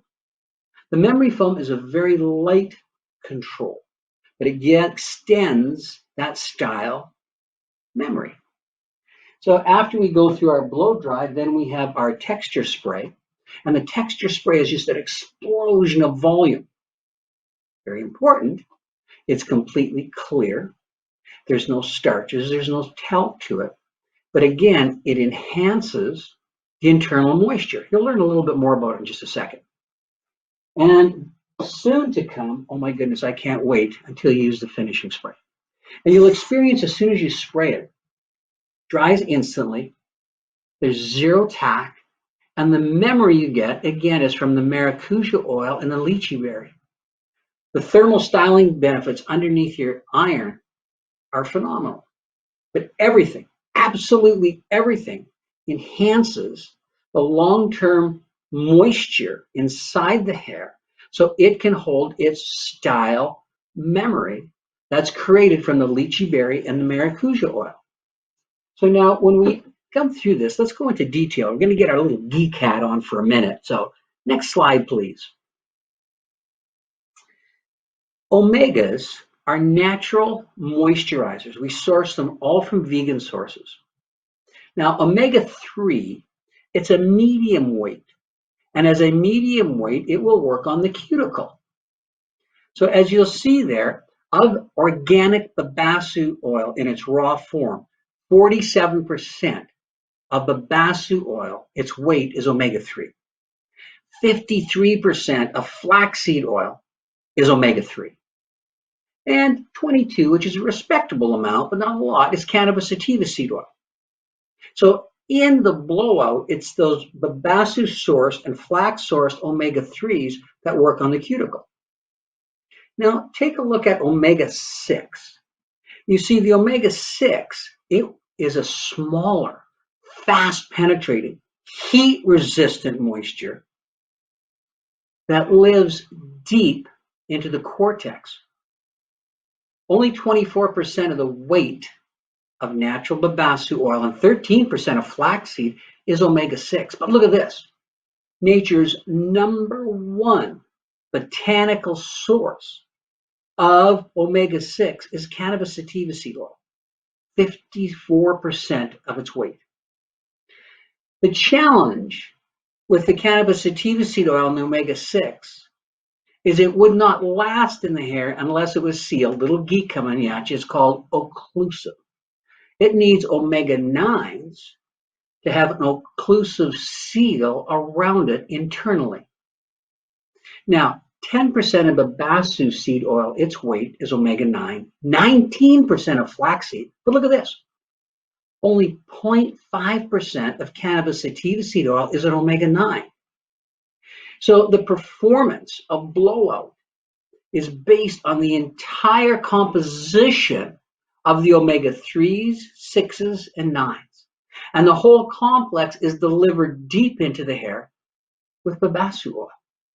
So it is a whole new science and world of style memory. Let's take a look at the individual based products so you have a good understanding as you educate your guests. Beautiful, faster, longer lasting blowouts. It all begins with the shampoo and conditioner. So at the shampoo bowl, share with your guests that you're preparing their hair for heat styling and lasting style memory by infusing the balances of the omega-3, 6, and 9 within their hair. That's the starting point. Now, you find they'll be styling 30% less often. Remember that style memory lasts. So the next step at your chair. The next step at your chair is when you apply the primer. And I highly recommend that you lightly mist it on their hands. And yes, as soon as you shampoo it, as soon as you work with blowout, they're going to go, that smells amazing. Yes, but please, I ask you as a hairdresser, get a little geek on. Tell them what they're smelling is the extracts of the maracuja oil and the lychee berry, which replace all plastics and nylons to give the hair touchable style memory. And what you're doing is you're using now a primer. Now remember, this is a new world for many of your guests, and you're creating style memory and heat protection together with a primer. So after your primer, the next product we work with, we'll advance that on, is the new memory foam. And I cannot wait for you to work with this. And as you'll see, it is an amazing, amazing light foam. Spreads so easily through the hair. And this is what gives you the added volume, the added control, and the added shine. Go one step farther, take a little bit of the memory foam, put it into your guest's hand, and let them touch it. And let them know that that's that heat protection and light control for long-term memory. Then, after you're done your blow dry, the next product you're working with is your texture spray. And I tell you what, the world fell in love with texture spray instantly. I mean, it was an absolute given. Why? Well, not only did the texture spray give us unbelievable volume, as Dawn shared with you, it was a clean feel. So the bigger, the better. But at the same time, if I sleep on this and it flattens, you can restore style memory. So now the next product that we've brought the world, well, soon will, is the finishing spray. And when you're working with the finishing spray, very interesting again on the finishing spray, when you mist it in your hand, I get a beautiful, beautiful volume, touchable texture. And yes, there's been a lot of people looking for this for years. And it comes to you possible because of the maracuja, the lychee, and also the extra moisture that's in underneath. The next product that we worked with, and you've seen Dawn work with all day, and I've stressed so much, is your dry oil spray. It's a new world again. If you're having fun out there, hopefully you're not holding the phone, you're sitting down, you can watch. Humor me just a little bit. I know there's a lot of group watching, you can humor you too. Cross your arms. Got them crossed. You see now what I ask you to do feels normal, feels kind of nice, but cross them the opposite way. Feels awkward, doesn't it? In fact, I know there's people throughout North America and possibly even into Europe now, Ukraine going, what do you mean? Is that guy magic? It feels awkward to do something different. And that's why I want you to educate your guests about the need for a daily dry oil conditioner. Let them know what you're doing when you're priming. And yes, it's a whole new world of refreshing style memory. And what we've got happening in the organic research in our labs right now, blowout is just getting going. Wait to see what the more future will bring. Now, let's go on and recap this all together with one slide. So when we take a look at the system, and that's a key word, I want you to use that in your language when you're working with your guests at all times. It's a system to a beautiful, healthy, long-lasting blowout. It provides great style memory and value as you're shampooing 30% less often. prepares the hair for heat styling with long-lasting thermal protection. Cannabis sativa seed oil is what delivers that long-lasting botanical moisture, and it's completely free of plastics, nylons, and synthetic fragrance. It is UV protection at its finest and is color safe. And your key ingredients, as you see, are the maracuja, the lychee, and the cannabis sativa seed oil. So at this point, I want to bring back Dawn onto the screen with me. And Dawn, share with us, what's one of the favorite things that you love about Blowout? About Blowout? Wow, I think one of the most favorite things that I have about it is my fine hair loves it too. And normally I can only maybe get 24 hours of wear out of my hair. And I've been getting 4 and 5 days out of my Blowout. So it really extends the life of the Blowout. And I'm going to share a second because it's my most favorite about Blowout is the style memory. And I've never seen hair that I could just continually push that curl back into the hair. And every time I spray the dry oil conditioner on it to recondition it and reboot it, it makes the curl even better and gives it more body each and every day. So it's amazing. It brings me back to remember when we first were launching the Blowout in the system. And you had that, which is the same model we have in the collection with New Earth, is you've got that beautiful long hair. We're in Chicago. We're coaching through sales consultants. And all of a sudden, I see you taking a look at that long hair with the dry oil spray, pushing it up, pulling it down, pushing it up, pulling it down. And I'm just like, wow. It's the flexibility long-term and the control that is so phenomenal. So it's a new world of educating our guests as to the value that they have behind it. And when I saw you work, it was so cool. When I saw you work with your mannequins today, it was the same thing, especially that short mannequin. And you brushed it and you squeezed it back in, brushed it and you squeezed it back in. The style memory was phenomenal. Becca, anything that you've got in the way of questions from anybody out there at all, or give them a chance to chat in? Hey guys, no questions here in the chat box. Dawn, everyone loves your upstyling and Wayne, your cutting. So thank you so much. If you guys have any last minute questions, go ahead and pop them in right now. And now's the time. Well, as everybody's doing that, hopefully there's some questions coming in. I want to get their attention on our screen just for a second, because you see where I am here, and see if I can get nice and close. This is surfacehair.com, logged in as a professional. So when I log in as the professional, here is the haircut I did today. And oh my goodness, there's a little link in the corner. What happens if I touch it? Oh my goodness, it's opening up. And if I open it right up or I download it, what happens, get it on here, come on, there we go, Wayne, is I've got Dawn's step-by-step in her color. I've got my step-by-step in cutting. We've got her step-by-step in finishing, all at your fingertips. So when you take a look at the long-term support, and there's nothing like chatting here live with it. And I was so excited for weeks and being able to share with you and with Dawn and later with Sean and Lindsay.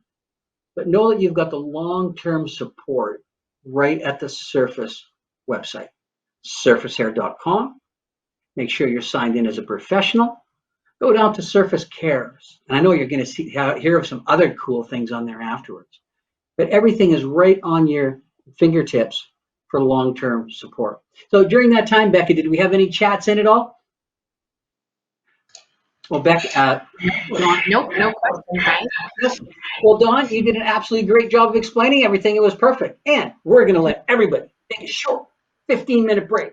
You can sit back, enjoy your screen, go to surfacehair.com, grab a glass of water, get a little snack, and oh my goodness, we got some color, some cutting, and some business inspiration coming in 15 minutes. So with that, enjoy your break, and thank you for joining Surface today. See you in 15.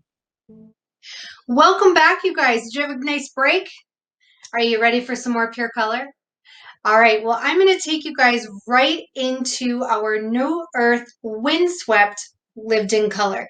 Now, you won't quite find the color placement on the Surface and that is because I used the very same placement as I did with my edge. I just gave you a little bit of different technique. So I'm going to walk you through those right here. So as you can see here, we have a nice lived-in shadow root, and with that, some beautiful low lights. So if I was to show you where we began with this color, that would be her starting color. So giving her some beautiful finish. We worked with our 7N and our 7V violets to be able to give her that really nice cool tones, as well as to give her some nice high or low lights in here as well. So we use very similar technique, but what we're going to do here is actually take it and customize this a little bit more. So our pattern here will still be exactly the same, but we'll be using a shadow root technique, and then I'll also take you into some additional foiling techniques using that same zigzag just to customize it for each of your guests. So let me get my gloves on here. All of a sudden they're not cooperating. All right, so we'll go ahead and get ourselves started here. We're going to start right up in the top here. I'm going to skip for the back. The shadow would also work through each of these sections, and we'd be working at the top of each of these, just like we did before. So I'm going to take you a little bit different technique, and we'll start right up here in our second zone, which would be still in that blue zone. So right up at the very base here, we're going to go ahead and start applying our shadow root.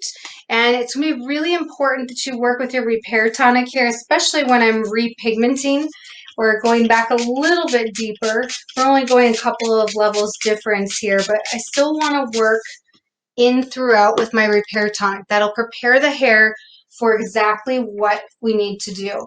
So I'm going to still work with that same zigzag technique, but what I want you to do here is don't break through the line. So come a little bit lower, not too much lower, and kind of come up to the top of it, but don't break it through. So what you're going to see is a much heavier foil. So you're going to almost have a slice there up at the top, but you're going to have the diffusion of the triangles down below it. So we'll go ahead and we're going to move that one right out of the way. For our shadow root, what we're going to do is we're going to clip one side out of the way so you guys can see just where I'm working. And we're going to go ahead and block off. We're going to be using that 7N and 7V. So I'll get my brush going here. Now I have no thickener in here or anything. I'm just pulling this right now, equal parts of our 7 volume, equal parts with that 7N and 7V. So you can see the consistency that I have is very liquidy, and I just want it a tad thicker, just a bit. So I'm just going to add less than 1/8 of an ounce here just to go ahead and give me that tiny little bit of thickness that I want, just so I have a little bit of more control with it. And we'll go ahead and blend it. And what I love about the thickener is that the thickener allows me to customize my application. Whether you're using lightener or color, you can use that thickener to be able to work with. It has amaranth protein in it. It has esters that allow that to be able to work. You can see now it's not falling off my brush so quickly. So we're going to be using that for our shadow root. So we'll go ahead and just place in right at the base. I'm not worried about it getting up into that triangle area, because once I do, I'm going to be utilizing it there anyway, because that's going to be my low light. So we'll come ahead here working 1/2 inch at a time, just nice thin application. I would work through that entire section. Now what I'm going to use here to stretch that is going to be just the corner of my bamboo brush. So I'll go ahead and just take that through and just lightly stretch that through. So the repair tonic is allowing me to get that really nice movement from the root out where I need it. and it helps to equalize that porosity as well. And then with my bamboo brush, I can really give a nice soft diffusion from where I place the color in through my shadow root. So I would stop right there. Now, a little hot tip, if you wanted to, from here, you could then also place in your toner. Or what about my clear? I could come back in now and start to work in with my clear all the way through my ends. We've used our repair tonic here, so now I can go ahead and melt that right through. My ends are going to be shiny. It's going to lift, it's going to flush any of those free radicals out of the way. And when I blend those two together, I'm going to get that really nice, just soft shadow root and a nice melt through the ends. For our low light, we'll work the very same way we did with our highlights. We're going to get a much heavier foil here. We still have that nice diffusion. We're going to go ahead then and we're going to work through, and we're going to go ahead and place the color on, and we're going to be working this all the way down, so it doesn't matter if it gets on that root area. And then you're going to go ahead and work that through the end. So you're using the same color for the shadow root as I am working through my mids to ends. Creating a beautiful low light that's going to create some depth and dimension as well. And then we continue to work that throughout. So that would be the technique that I used throughout in order to create this look. We're going to go ahead and place down our next foil. Again, we're still working that foil on foil application. You can also use a film here if you prefer. That will work out great as well. Now with the top sections, we're going to do the same thing, but we're going to work a little deeper through that section. So we'll go ahead and work through the top one here. Moved my tail comb. All right, so we'll go ahead and move through that first one, and we take off the foil on both sides. So what we're going to do is, again, I want to come to the top of the part, but I don't want to come through like I did on the other one. I want a nice heavier piece, so it's going to almost look like it works like a slice at the top, and then on the back side it's going to look more like a weave. So we'll go ahead and clip that one out of the way. We'll do the same thing on the opposite side. So we're just adjusting this and being creative with what the placement we have available. We can go ahead then and work through our shadow root, and I'm going to go ahead and work that through for you. So we'll go ahead and mist the entire section with our repair tonic. We'll make sure to comb it through all the way. And we're going to go ahead and outline it first using our Pure Color 7N and 7V. And so I'm just working about that first ½ inch to an inch all the way through. And then we'll go ahead and take and place our color in. Again, we want a lived-in look. This is why we're creating a shadow root here, rather than a full basin stretch, which would go farther throughout the hair. And then on my ends, remember we can use that clear, or maybe you're using your toner. Maybe you want to cool those ends down even more. So I'll just work my clear or my toning color. Maybe it was a 9N and 9V, so we can get a little bit more of that blend, but more tonal value with it. And then what we're going to do is we're going to go ahead and work that through the section, and then we're going to take each of those sections and just work through our shadow root using our bamboo brush. So I'm just using the corner, just melting that through, just creating a nice soft blend with my shadow root so that I don't have any harsh lines whatsoever. And then we'll go ahead and we go in with our foil. And we'll do the same throughout. So the nice thing about this is that you can really then customize, you know, how much color do I want to see? Do I want a heavier section there? I can absolutely go ahead and add more. So we'll go ahead and just finish off this one. And then I want to show you another fun technique that you guys need to have in your salons.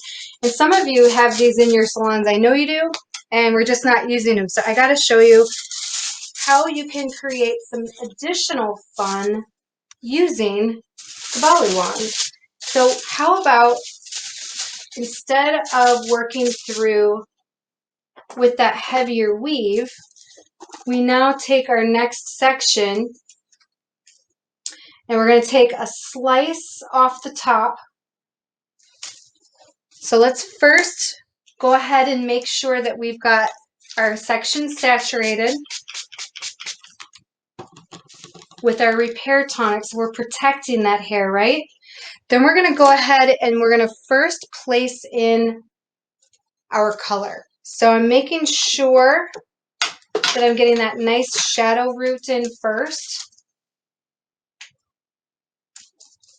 So about a ½ inch here to an inch, depending on how much shadow root you want to see.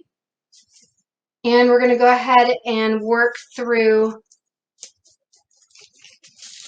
those ends. So instead of going through with my clear, I'm going to go ahead and take my brush and just start to blend that through. Just working through to create that beautiful shadow root. But what I want to do now is I want to take the very top. I just want to turn her just a little bit more so you can see. Is I'm going to go ahead and I'm going to slice off the very top. Now we have repair tonic in here too, so this is really important whenever you're working with the Bali wand, because you want to be able to really work that comb to go through smoothly. Now, the color that I'm working with right now is not thick enough to go through that, and this is a great tool that you can use with your lightener as well. But what if I take my thickener into my color and I add in enough? You want to add about a quarter of your total formula will give you the thickest formula. If I add just a tad more, it's not going to hurt anything. I just don't need it. But what I want is a nice thick application. So I'm going to go ahead and take my wand here and I'm going to go ahead and paint it right onto the wand. So when I use this, I want you to see that there's just a little bit of bubbling out of the squares at the top, because that's what I'm going to use for the sweep. So if you think about the escalator that you might get on, and it comes down on an angle, and it kind of at slow and steady wins the race, but as it comes down, it sweeps off the very bottom. And so what you'll do with the wand is the very same thing. So you're going to go ahead, and actually I'm going to place down a piece of film here just so that I don't make a mess. So we're going to go ahead and place that film here.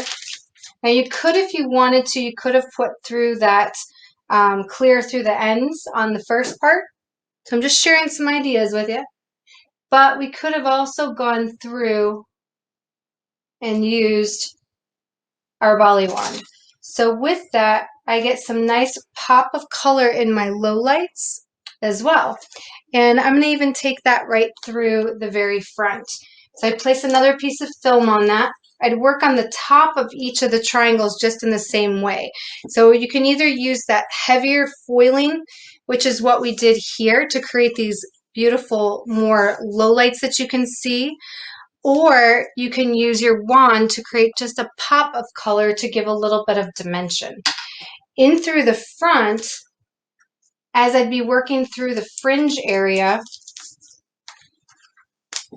this would be the perfect area to also accentuate some of that shadow root as well as your wand. So I'll do that one more time for you. And we're going to go ahead and we're going to take our section and we're going to outline it. Again, working in about that 1/2 inch to inch right around. Making sure to go through each of those sections. Now, once I've completed through this shadow root, I'll actually come in horizontally. So you'll notice that those pieces in the front would then be more of a horizontal finish. So again, I'm just going to mist a little bit more of that repair tonic through, and I'm going to go ahead and go across the line. So I'll clip this out of the way, work with my shadow root using that brush. You can brush back too if you, of course, don't want that in our guest space. But as we work with that first section, I can go ahead and mist that repair tonic in. I'll go ahead and take my wand and I'm going to go ahead and just load it just very gently. See how it's starting to bubble out of that wand? And we're going to go ahead and then we're going to work on that angle. Make sure the section is no wider than your actual tool. And then you can see how I can get those beautiful lowlights in there, and that color just rests on top of the hair. So I get that shadow root with just a pop of color to add. So with that, let's take you guys to the cut. Dawn, thank you so much. Let's give everybody a virtual woo-woo from throughout North America and worldwide for Dawn. Dawn, I love the way that you approach that as an artist. And you plant the seed for the idea, but then you let people know on how they can make that haircut their own, just as every guest sits in the chair. So when we take a look at the New Earth Windswept, we see that we work with a curtain fringe. And I believe the biggest point of interest is the soft movement that we have on the interior without having the appearance of layers. Now, to go into it, get a little bit technical to start with. Remember our mannequin, our red zone? This is the biggest area on our haircut that we need to be aware of. And you'll see that my sectioning is a little bit different because I actually sectioned the red zone all the way out. And I've got my red zone pulled up on the ear that you'll see in just a bit too. The reason is that is, again, your biggest variable in density on anybody's natural hairline. And we have to consider how much strength do I want on my outer perimeter is how deep I may need to move into my red zone. So the other thing is this is a beautiful blonde here we're working with. The self-care and the added value. One of the things that I would be speaking to my guest with High Lift Blonding is the nourishing mask treatment. Letting her know that for 10 minutes afterwards, we can do a deep nourishing treatment to brighten that blonde, brighten any colors, mind you, but especially the blonde, and nourish the moisture. What can we do to add value to our guest's experience? Adding a value of self-care and wellness. So let's go to the slide and let's take you through exactly where we're going to go on this haircut. So the first section that you'll see is I'm going to be working with my diamond swivel. Clean sections in my nape line. The first thing I'm going to do is cut directional. Take a look at the picture on the bottom left. So I'll cut the left side left, right side left, right, and then look how she tips her chin to the side for that panel to come back. So let's come in live here for a second. So as we begin our haircut, I'm going to begin in the center of the back. I'm taking that line down and only holding the hair in front of that second knuckle. So we'll take this line and I'm working it now directional because I want this line to move forwards when we're complete. Now, please watch my red zone in the nape. I cause it to travel back. And this is the number one thing. You know that little voice inside our head that can sometimes go on vacation. You can be looking right at your phone, like at your computer, but mentally going, oh my goodness, did I shut the stove off? You can't be on my vacation now. You need to be with me. because you may have learned through time that when you cut your outer perimeter, you should walk around your haircut. You've probably found too that you get little jump spaces behind the ear. And that's when you're blow drying, you're going like, I did that beautiful horizontal line, but why is it shorter behind the ear? The reason is you walked around your haircut. Discipline is when you're working with a horizontal line, you can only stand in 3 positions. One is directly to the back. And that's where it's so important with this red zone that it comes straight to the back on both sides to be cut. And you'll see when we move to the side, I'll change my body positioning so the ear is center chest. So the first section, let's continue through. Comb it nice and smooth. There's my guide. Hold the comb on the top base. See how my swivel is sitting down. Take the diamond chair. I'll even lightly bevel it under. When I move now to my opposite side, this hair comes back. There's my guide. No tension, just control. Come in and take it straight across. Take that red zone straight back. There's my guide. 0 elevation. And take the line across. So as I move over top of the ear now, we've got just that first ½ inch area that I'm going to comb straight down. Now, if I'm above the shoulder, woohoo, life is easy. I can stand here, get my guide, and move forwards. But you'll see on the new earth edge, there's a little more length to it. So if I was over the shoulder and I didn't have her turn her chin to the side, I would have unwanted elevation, which would cause the end to be too soft. So now it's very important that we're able to have her turn her chin to the side so that that line would fall to the back. We come in, head to the side as it would have been, and I take that line across. Then the same thing as we did in our first haircut, get a cheater's guide. Come in, go to this side, that same little section that I took out, that little piece above the ear. Let's take it down. Take it to the exact same point, center chin. Take the line off. Now, in the salon, she would come in and turn her head to the side again so that the hair would fall down the back of the shoulder, and then I can play connect the dots. And I'll tell my guest that I'm always cutting that hair in the direction that I want it to move. I like to share with my guest that her hair is cut to do all the work for her. So let's go back to that slide again. I'm going to show you where we're going to progress up our blue zone in the back. So as we move into step number 2, that's when I'm going to move into the razor. And the razor now will shatter those edges to be able to have the broken edge that we're after. So now I stand directly to the back. I section straight across. Take that line up. One of the things that Dawn mentioned before in cutting hair, with our blonde hair, it was quite dry. So what I chose to use for a cutting lotion is actually the Basu Moisture Mist. Take that line down, standing directly to the back. And now I'll start on the left and work my way across. So my section is always cut in front of me. The more that I elevate,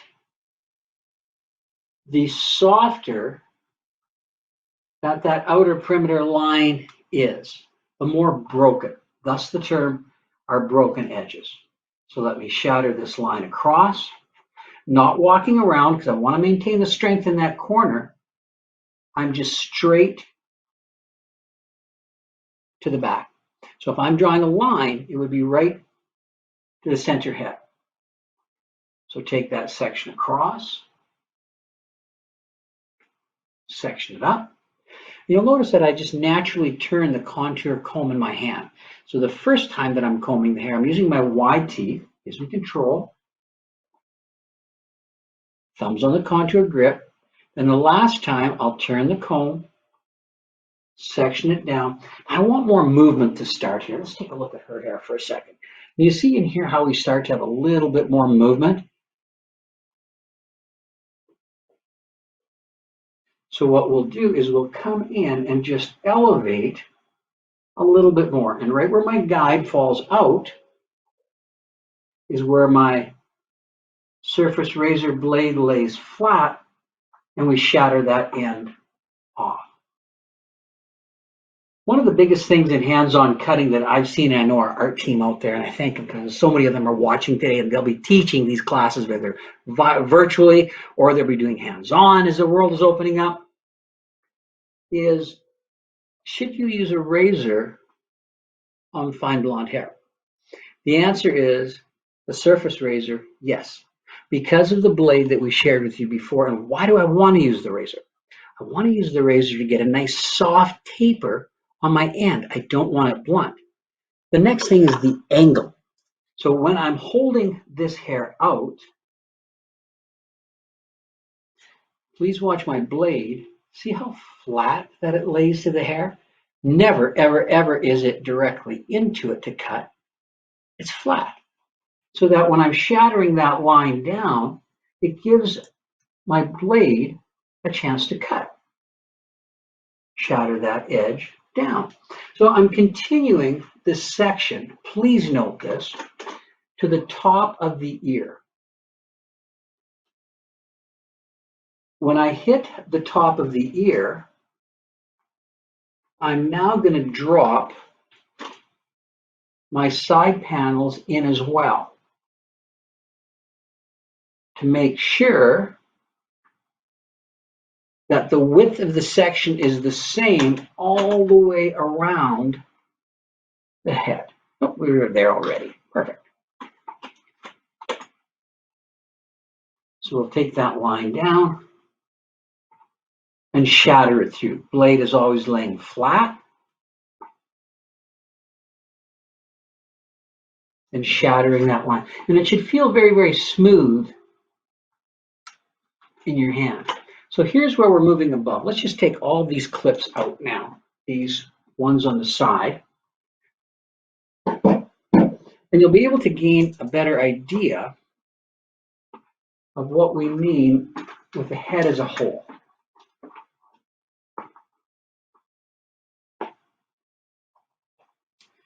So now what we're going to do is we'll take and we'll work all the way around the head.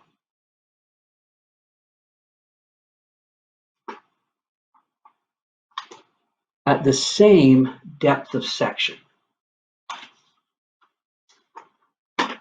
In our system, we note that the index finger on my left hand, because I'm right-handed, it's called my target. So this is called target parting. I put my finger where the last section left off. There it is. And then I'll take my surface clip and I target part. Boom. Look how clean that section is. So we take that line down. As I move into the back now, the same thing, elevating that line up. Shatter the base off. Never walking around the haircut. Everything's coming back to me to cut. Look at this side here so you can see on this a little bit better. So everything going straight across that back.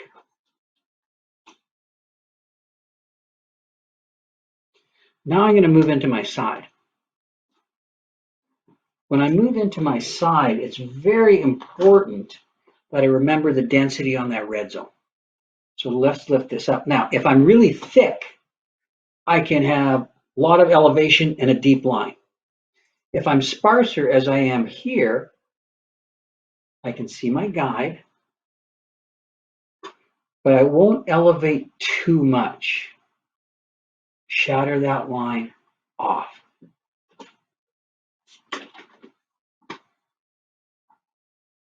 We're sparse, so I'm not elevating too much. And we shatter that line off. Now, when I drop my top down,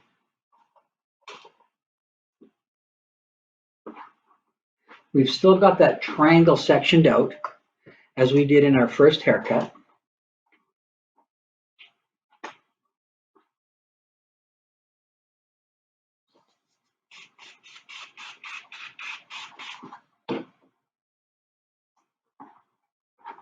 Take the section down, lift my guide up, and this is the elevation that's creating the layer for me. How much movement that hair is going to have.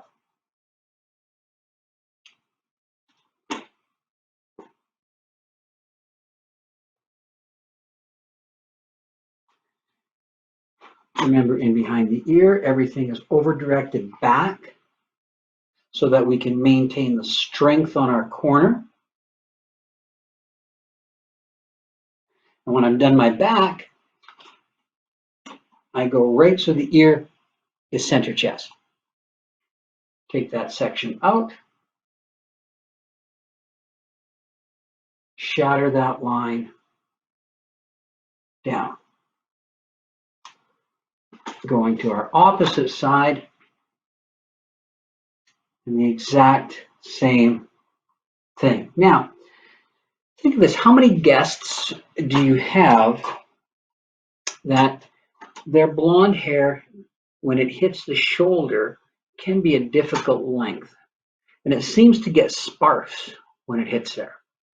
Even you may have guests that go, you know what, my hair grows to my shoulder, never gets any longer.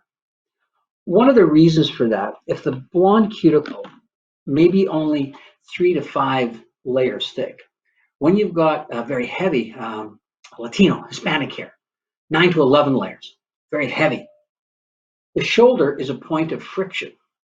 So when the hair hits the shoulder, it can wear away. So this is two things.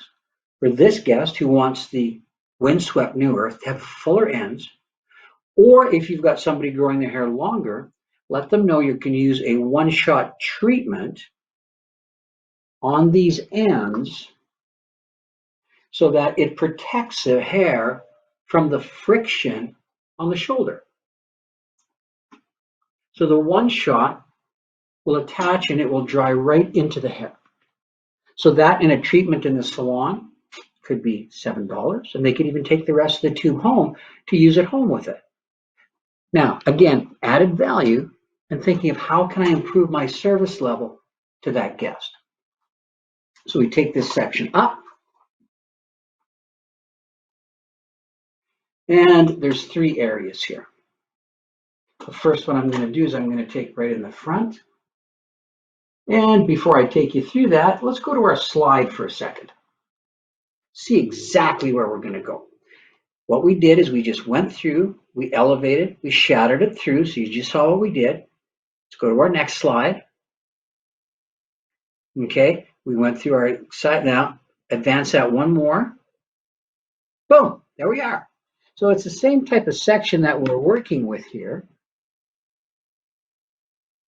Right through the middle, this is section number 1.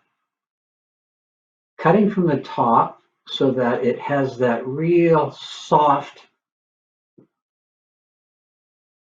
line. Again, cutting from the top versus the underneath is going to allow this curtain bang to have a real nice broken edge. Shatter that line across. Over direct the other corner in. Shatter that line across. And then we'll say, give your head a shake. So we start to see that nice soft fringe. We've got the nice strength on our outer perimeter, all working directional. We've got lots of movement where that style will fall in. And the only other option that I may use here is I may decide to be able to go in with my RZ blender and soften the edge. That depends on you and your guest. I think it's time to watch Dawn do some magic finishing here. Hey guys, did you love that? So with that, you guys, let's take you into how we created that beautiful finish for the windswept. It's very similar to how we created the edge. So as you can see, we have that beautiful texture that lays over the top. And I have to tell you, I actually created this finish on this mannequin a couple of weeks ago. So you can see how well she's lasting using the blowout system and then also using that technique that we used with the brush. So I want to show you a couple things. Number one, Wayne had mentioned earlier, we were talking about the longevity of blowout. And so I wanted to show this to you. I actually have had her set for quite some time, but the biggest key difference is the whole entire head. I actually used our Reflect Gel as my styling choice, which is one of my absolutely favorite styling products from Surface because it's a beautiful shine, it's flexible, and it has really great support and hold. And by itself, over a week's time, over 2 weeks' time, or however long this has been sitting, it still looks great, but it doesn't quite have the body that this one has. So if I were to take my brush and I continue to brush over it and put my hands through it, eventually it would break down and eventually it would get dry and kind of frizzy and not as much lift. You can see I don't get as much lift up at the crown area. But if I started adding blowout to it, it would start bringing it back.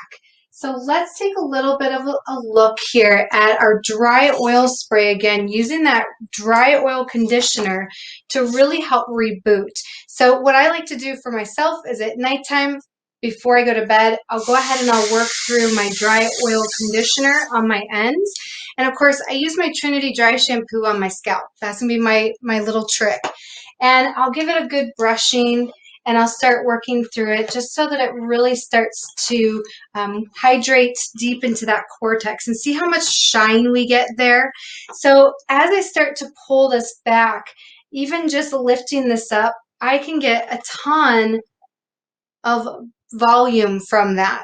So again, I can keep doing that over and over. That's my daily process. My dry oil conditioner at night before I go to bed, and then in the morning again to start lifting that curl. And as I start working in to kind of push those waves in, it becomes really, really important because again, that moisture is needed to start plumping those waves. So you can see how that just continues to push in the waves. So let's get back to our windswept here.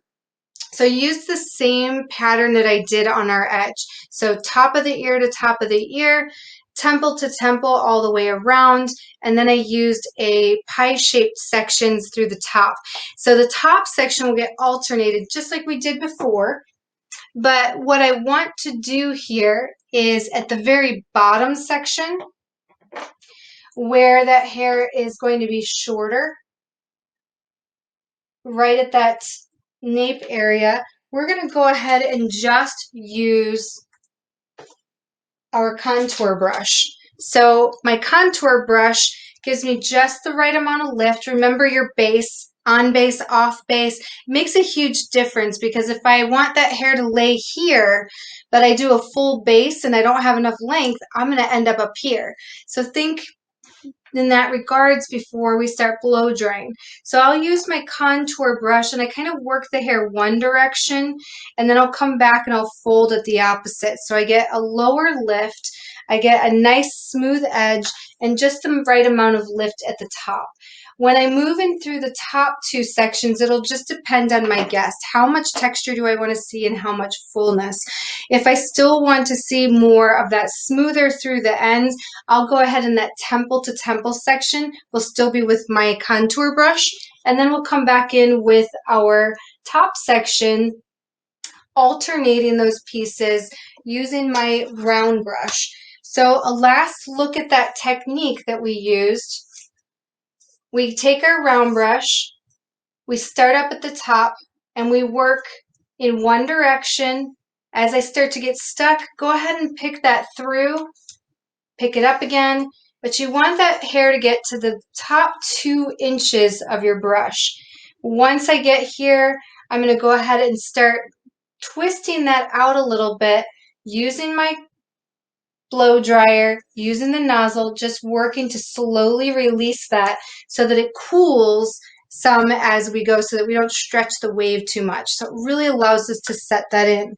To create the additional volume that we're looking for, let's take a look at our texture spray to really give that explosion of volume within it. Perfect for bedhead in the morning. When you get up in the morning and your hair is stuck to the side of your head, it's perfect for being able to work through. So next we come in with our dry oil spray, again, really allowing us to finish, reboot, add amazing texture and memory each and every day. So with that, you got, let's go, Wayne, tell us a little bit more about Pure Color.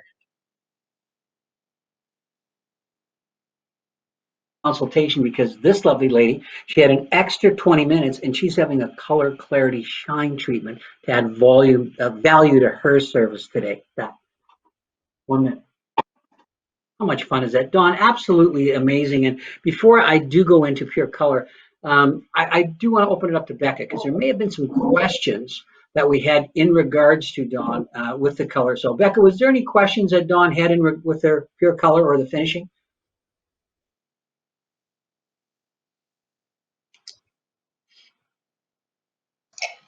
Hi, Wayne. Yes, there were a few questions actually. One in particular wasn't directly about the pure color or the finishing, but several people were asking, very intrigued about our one shot and would like to know how often you can use one shot on your guest and can you send one shot home with your guest?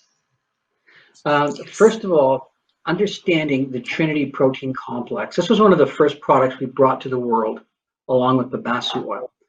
To my knowledge, it was the first real true bond builder. We were able to replace gluten, wheat proteins, with amaranth and a complex derived around cannabis. That made the protein flexible, so it moved with the hair. So you cannot overuse it. So this lovely lady, if she's got naturally really weak ends, she can apply it on her ends every time she blow dries. And the top was designed so that after you open it, you can put it back in to seal it again. The one shot itself begins cationic, which means it's positively charged.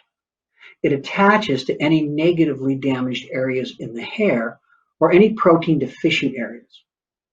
When it is then dried in the hair, it becomes covalent, which is a permanent part of the hair. Thus, people with fine hair at their shoulder can grow their hair long because the hair has a false cuticle layer that protects it. The other thing that One Shot does, and I'll share more with you as we understand more about Pure Color, is it works inside the hair to reinforce a color attachment to the hair. So in answering the question, you cannot overuse it. Yes, the guest can use it at home. I suggest applying in the salon, putting the top back in, taping it, and it's a retail and a service treatment for them. Becca, any other questions that fall around that? Yes, Wayne. Back to the amazing New Earth windswept haircut that you showed us. We have a question on, could you do this on a curly haired guest? How about even coily? With curly hair, just remember to always work with allowing the hair to shrink back up. So if I'm doing the exact same sectioning patterns in my back and in my front, let's dance. Hold, release. Hold, release. On coily hair like this, the end of the hair does not need any more of a broken edge because it is so fine.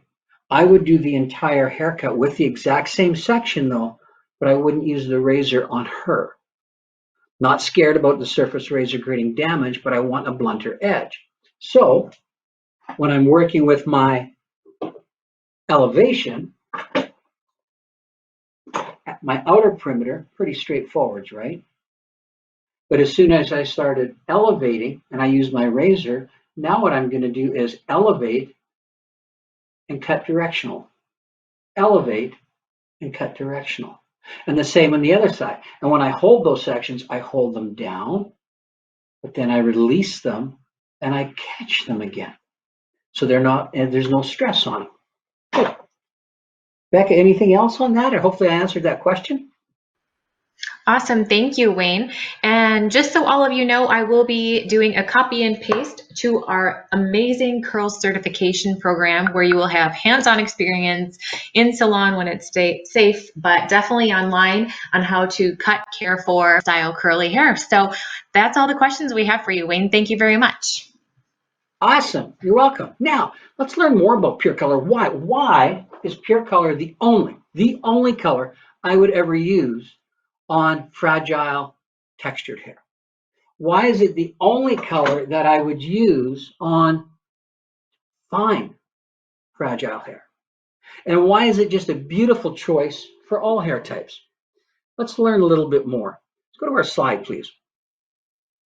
First of all, you're working completely ammonia and PPD free. PPD is the #1 allergen. It's beautiful, it's healthy not only for the hair, but for the guest and the stylist. It has antioxidant-rich babassu oil delivery, and as you'll learn a little bit more in 2 minutes, it is an easy natural color, which means formulated with equal parts of primary, so it never fades warm and it doesn't fade cool. It's natural.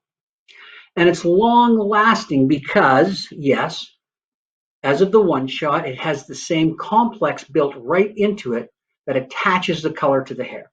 It has built-in bond building, and it works with enzyme cream activators, which reduce all free radicals, having a longer lasting color.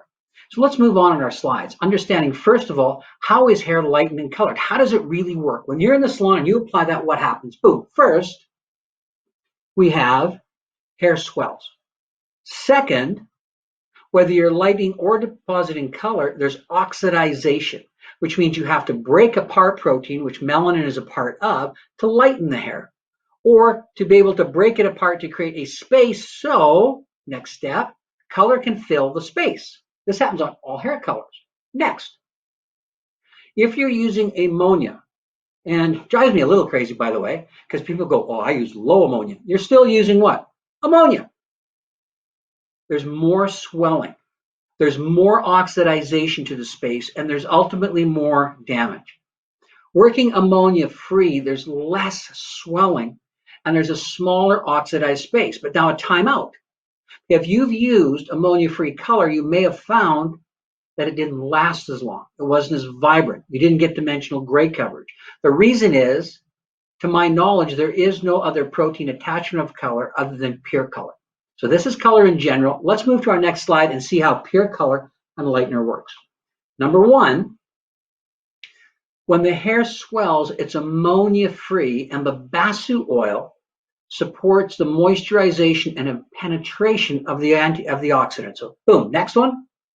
So when you oxidize, there's a smaller area. It's more gentle to provide for natural gray coverage. And that may take you educating your guest.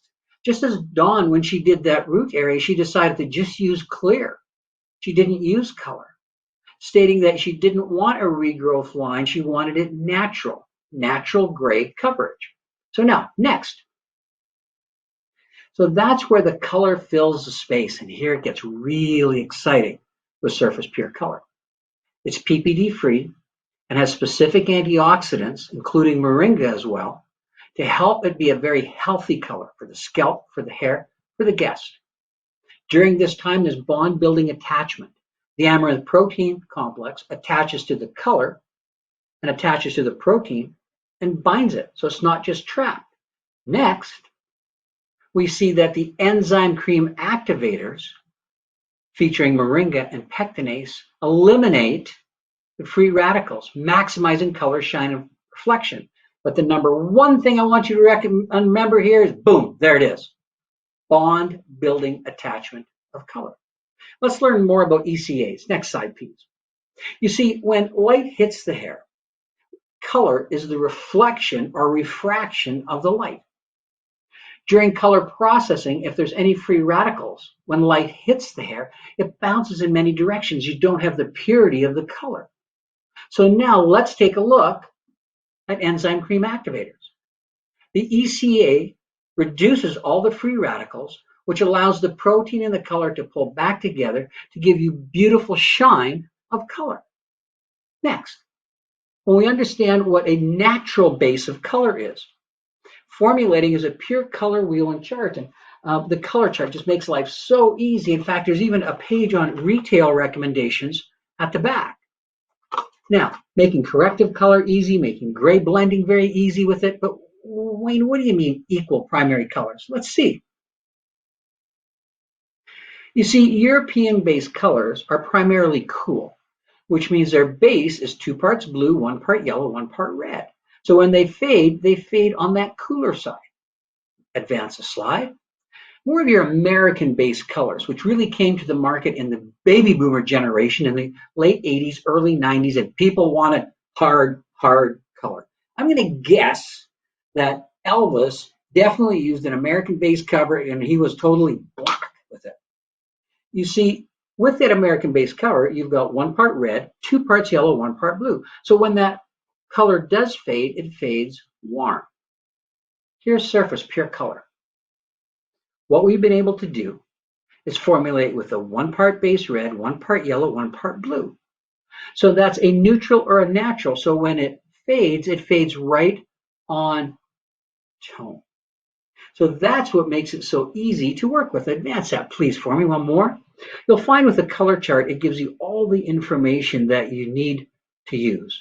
And you have a natural tone that actually lasts with natural gray coverage. Next, please. The back part of the chart is so cool. And you can go right on our website and find this as well. Because right there, you've got your explanation as a natural base, but it also gives you your suggestion on toning away any underlying pigments from that hair, what toners to be able to work with. Because we want beautiful, long-lasting, but easy color. Next. That's why Pure Color is the only choice for texture and fine, fragile hair. Because when you have damage in the inside, you need the babassu oil and you need the amaranth protein to be able to rebuild as you're attaching that color to the hair. Dawn, I'll get you to come back on with me here for a second. We're going to be longer than that right away. And is there anything that you'd like to leave them with over the color that I just shared, or why you like Pure Color? What's some things as a stylist that makes you go, wow?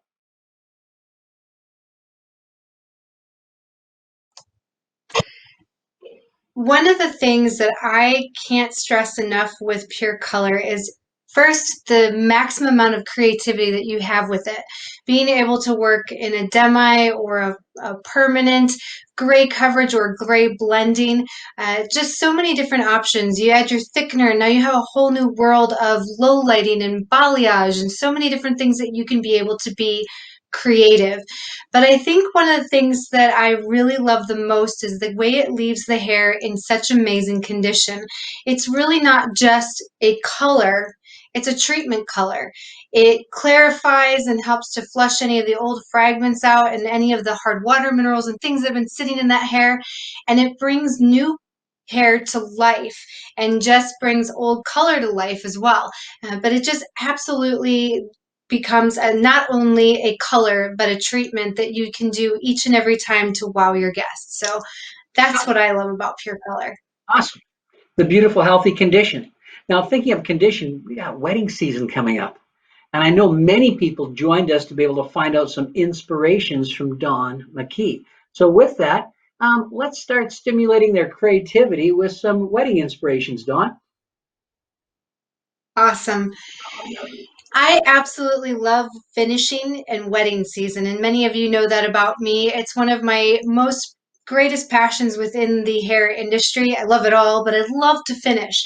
And I love to be able to give simple, easy, creative ideas to people who, for wedding season, because sometimes it can be overwhelming. So today I want to take you through some basic techniques. I want to answer one of the biggest questions that I get every single time I teach a class. And I wanted to give you some great inspiration and ideas to be truly creative and create beautiful, confident looks for your brides. So with that, we're going to start out with one of my foolproof, very fun partings that I use very often. And some of you may have even seen me use this before. But I think it really is an amazing section, and no matter whether you're working with something that's going to be long finishing or it's all going up, the biggest question that I always will get is, where do I start? And how do I know what roadmap to take to get there? So what I love about this parting is it starts from the side corner ridge and where the rear ridge meet together in that corner. And it comes right through the center of the back of the blue zone and right into the nape corner. And then we follow the same corner on the opposite side and come back down. So I essentially created an X on the back of the head. And I have 4 sections or 4 quadrants in the back: the crown, the nape, and then the 2 side sections. I also took a section that is on the high point of the head, which if you're not sure where to find that, you just take a comb very easily and balance it right on the top of the head, and you can see right where that comb balances, right as the high point. So I did that right in behind the ears. So that will be my trim work, might be some smoother areas, but that's how I like to pull it and section it apart. Now the next thing that you'll notice is that, what if I want to have that hair sit down in the nape area? I can build an anchor here in the nape, and then I can draw these other sections to it. If I want to build something up on the top section, I can start up in the top here. I can build my anchor in the crown, and then I can start to draw every piece to it. Now, each of these sections can be subsectioned as well. So if it's too much hair, I now have it at least sectioned off so I can take smaller pieces and work with those as well. And then I can follow up with my trim work. But then what if I wanted a side finish? I could still put that side anchor in here, and I could draw my crown to it and then my other pieces to it as well. So it gives us a lot of great option. If you're newer to updos or that's something that confuses you, this could be a great way for you to really start getting to own your roadmaps. So from here, let's take a look at where we're going to create. So I really want to have everything land right about in the middle. So I have a couple of different ways I could go about this. So first, if I have a ton of hair here that maybe I'm trying to hide some, I could take these corners off of each of the section, and I can create an anchor with that center of it, which is what we're going to do here. So I'll go ahead and just gently create, taking those corners off, separating that out. So that'll be our first section. You'll notice that my actual curling here was very minimal. I just took a small amount with a large barrel iron and just basically created a nice roll at the bottom just to smooth it out, give it a little bit of body. So I've got now that center, and then we've got our last one here. So essentially I'm just carving out those little corners, and I still have my 4 quadrants. So this area, we'll go ahead and we'll place an elastic in here. And then I'm going to go ahead and create just a quick little knot so that we can be able to, there we go. They're clear, so they're sometimes hard to spot. So we're going to go ahead and we're going to hide this hair. This would be a great option if you had a lot of hair, or if you just need some additional padding in this area to really build. Maybe that guest head is really flat in the center and you want to create some of that additional. So we'll go ahead and we're going to back comb. Now to back comb, I'm actually going to choose my airlift. I need a little bit of thickness here. What if this hair was finer? That would give me the thickness that I want. So I'll go ahead and take just the wide teeth of my comb, and as I'm back combing, notice that I'm not really going at it. I'm just going about every inch or so just to give me some nice structure. So I'm going to go ahead and just kind of wind that around and place that in the middle. Now that could be my anchor, can be my padding, but we'll go ahead and start pinning. And I always like to make sure something like this, whether it was a piece of padding or it was the actual hair that I'm using, like I'm doing here, that I pin north, south, east, and west. So at minimal, I want to make sure I have a good anchor. And the way I'm pinning this is one of my techniques that I use all the time, and it's by taking the back side of the pin, that's your foot, let it lead you, don't open the pin, but take it through the front of the hair, and then come back, let the grip side hit the actual scalp area to anchor. And so you'll get a nice piece there to finish. So north, south, east, west, we go ahead and we pin that in. And now I've got a nice anchor to work with.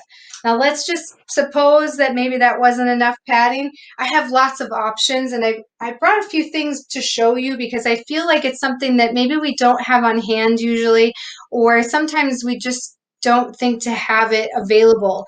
But padding is so easy to find. But what I love about this is I unraveled a donut here, and so I could actually just wad this up and I could make it some additional padding. If you need control over it, take a fun little hairnet, wrap that up, and you can use it that way. So there's so many things you can do with that. And I've even been known, one of my very first photo shoots that we ever did, sometimes we need that extra support. We back comb, we have great product, but the hair just is heavy, so we need a little bit of extra support. And I've been known to grab tissue, or in this case, some tissue paper, put it in a little hairnet, and voila, you've got a nice little padding that you can use very easily. So be creative. Sometimes we just have to do what we have to do to make it work, right? So what I want to do here now is I'm going to start actually in the nape area, and I'm going to go ahead and just bring this up about where I want it to live, which is right about in the very center. And I'm going to find an elastic. I'm going to go ahead and start to place in my elastic right where I want it to be. Now I'm not doing a lot of back combing today, just simply because I want to show you more.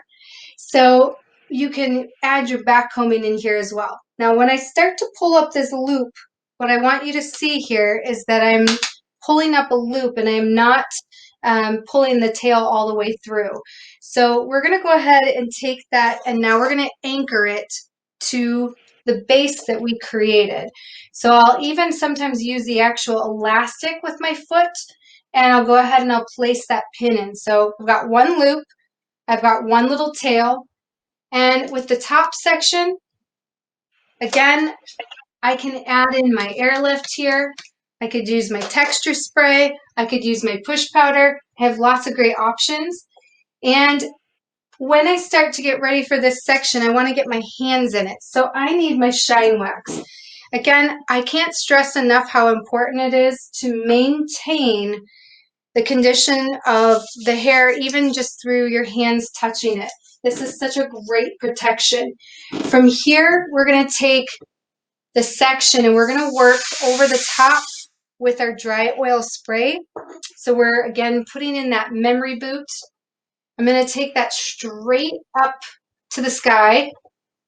And many of you that maybe have followed me for a few years, let's go once, twice, and if you're in the chat box, say 3 times the lady, because I know you want to.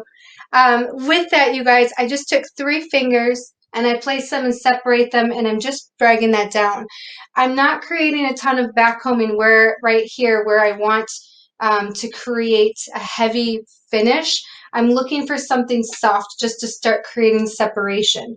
So as I start to build that out, I'll go ahead and I'll place this also in the same area right where I did the first one. So I know exactly where I want my elastic to live. And we're going to go ahead and place in the elastic. So you want it to land right about where you're going to leave it. So I can already see where my bump is going to fit in. I'm going to go ahead and once, and then twice, we're going to lift up a loop. And we're just going to let that loop sit. Now that hair tail can sit to the side for now. It can sit to the edge. But then I want to watch my bump where I'm placing. And I'm just going to push this hair up right into that padding that we created below it. I'm going to take a big pin and I'm going to go ahead and I am going to secure that little spot. So now I've got 2 loops I want to make sure I'm paying attention to. I have 2 tails. I want to make sure I don't cover any of that up. So let's take in our next section. Now again, you can go ahead and you can add your back combing in here. Use your texture spray if you have someone with really light textured hair, you want lots of volume added in there as well. You can use your push powder if you want really grippy texture to it. And we're going to go ahead and we are going to place another elastic here. And we're going to, again, I'm looking for where everything is laying right here in the center. So I want to make sure that that has the right drape. I'm going to have the right length. And I'm going to turn it once. And I'm going to turn it twice. And I'm going to lift up a loop so that I have a loop and a tail. And I'm going to go ahead and pin that into place.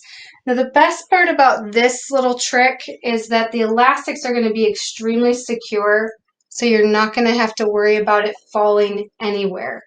And so you can start to see I'm getting lots of loops, lots of texture. We're going to come into the side.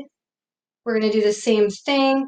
So remember, we started out with that little X. And so with that, we worked to be able to create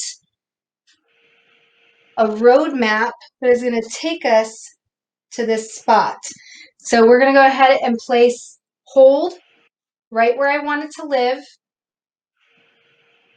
We're going to go ahead and place in our elastic. We're going to go ahead and turn it twice. We're going to lift up our loop. And now I've got 4 loops. I have 4 tails. I have a ton of texture. I'm going to go ahead and pin right through my elastic here and right into my base. So I've got my nice bump so far, right up at the top. I have those 4 tails and loops. You can see all the beautiful texture. There's some bends and some curl and some wave. We're going to go ahead and add one more side and we'll use the final one to finish. And all I'm going to do is drape this in, same very thing. If you like, you can go ahead and add your back combing. You can do a braid there. Be creative, use a different technique. You could change all of these sections into knots and do it that way as well. So we'll just give it a light twist. I like to have tendrils down. I think they're absolutely beautiful, and for the right facial structure and so on, and if they have the right curls, they blend so beautifully. So where you can really start to identify as you're pulling them out is right at the ridge line, which again is right where that comb would leave the head. So right in that corner, right in the temple, right in the corner. And I usually will just use my fingernail and kind of sweep those out as I'm going. So I may not, and I may choose to leave them all or none. But we'll go ahead and just create just a slight little twist. We're going to go ahead back in with another elastic. And we're going to go ahead and just, again, you're pointing right to the spot you want it to live. You're going to turn it once, twice, maybe 3 times if you need to. But you're going to pull up your loop, maybe even give it a little bit of a twist. And then you're going to go ahead and pin it. And once you have all these pinned in, you can go ahead and secure it at that point if you like, so that you can get that nice base set. And I tend to like big pins if I have a lot of hair to work with. You won't see me work a whole lot with hairpins. Doesn't mean I don't like them or that people can't use them. I just prefer my bobby pins. But once I come in here, this is where I really want to start coming in with my texture spray and my dry oil spray. So I'll first work with my texture spray because that's going to really help set in the actual texture that I want to create. Then I'm going to choose my dry oil spray because with that, again, we're protecting over top, we're rebooting the wave. We're also going to help push and plump that wave up. So with that, I'm going to start taking those little areas, and I'm just going to start pulling them apart. And you guys can start to see the gorgeous texture that starts to happen. We'll use some of our new and up and coming blowout hairspray as well. We're going to go ahead and find and just pin these sections in as we go. Now you can fiddle with them as much as you like or as little as you like. I like tons of texture, so I like to come in and just really start pulling these apart. Some of it will depend on the texture that you placed in there before. Bigger curls, bigger waves you can get more aggressive with. If you're using smaller waves, you're going to be much more delicate when you're working. But as you can see, I can now just take those loops and just kind of pull them away from each other. Pull them away from each other. You can massage through them, work through them. We're going to go ahead and create some beautiful pinning here just to help secure it. So now that I start seeing where those loops are going, I'm going to start adding in some beautiful, do you see that? Look at that amazing texture within there. And you can see the little tails that we've used, as well as those loops really serve for just some amazing texture, and it looks like I spent all day on it twirling and twisting that wave. So with that, we're going to come back in. This could be my trim work where maybe we create a nice braid in here. I think what I'm going to work with is just a nice little gentle fishtail. I say gentle because I'm not going to be using pieces that are uber small. I want to keep them kind of light, bigger sections. And you'll notice I've left this side open. It's not pinned down yet. Why? Because I need to make sure I have somewhere to go with that piece. So we're going to go ahead and mist in our dry oil spray here because I need to start putting my hands through it a lot, checking my hands to make sure I've got my shine wax on.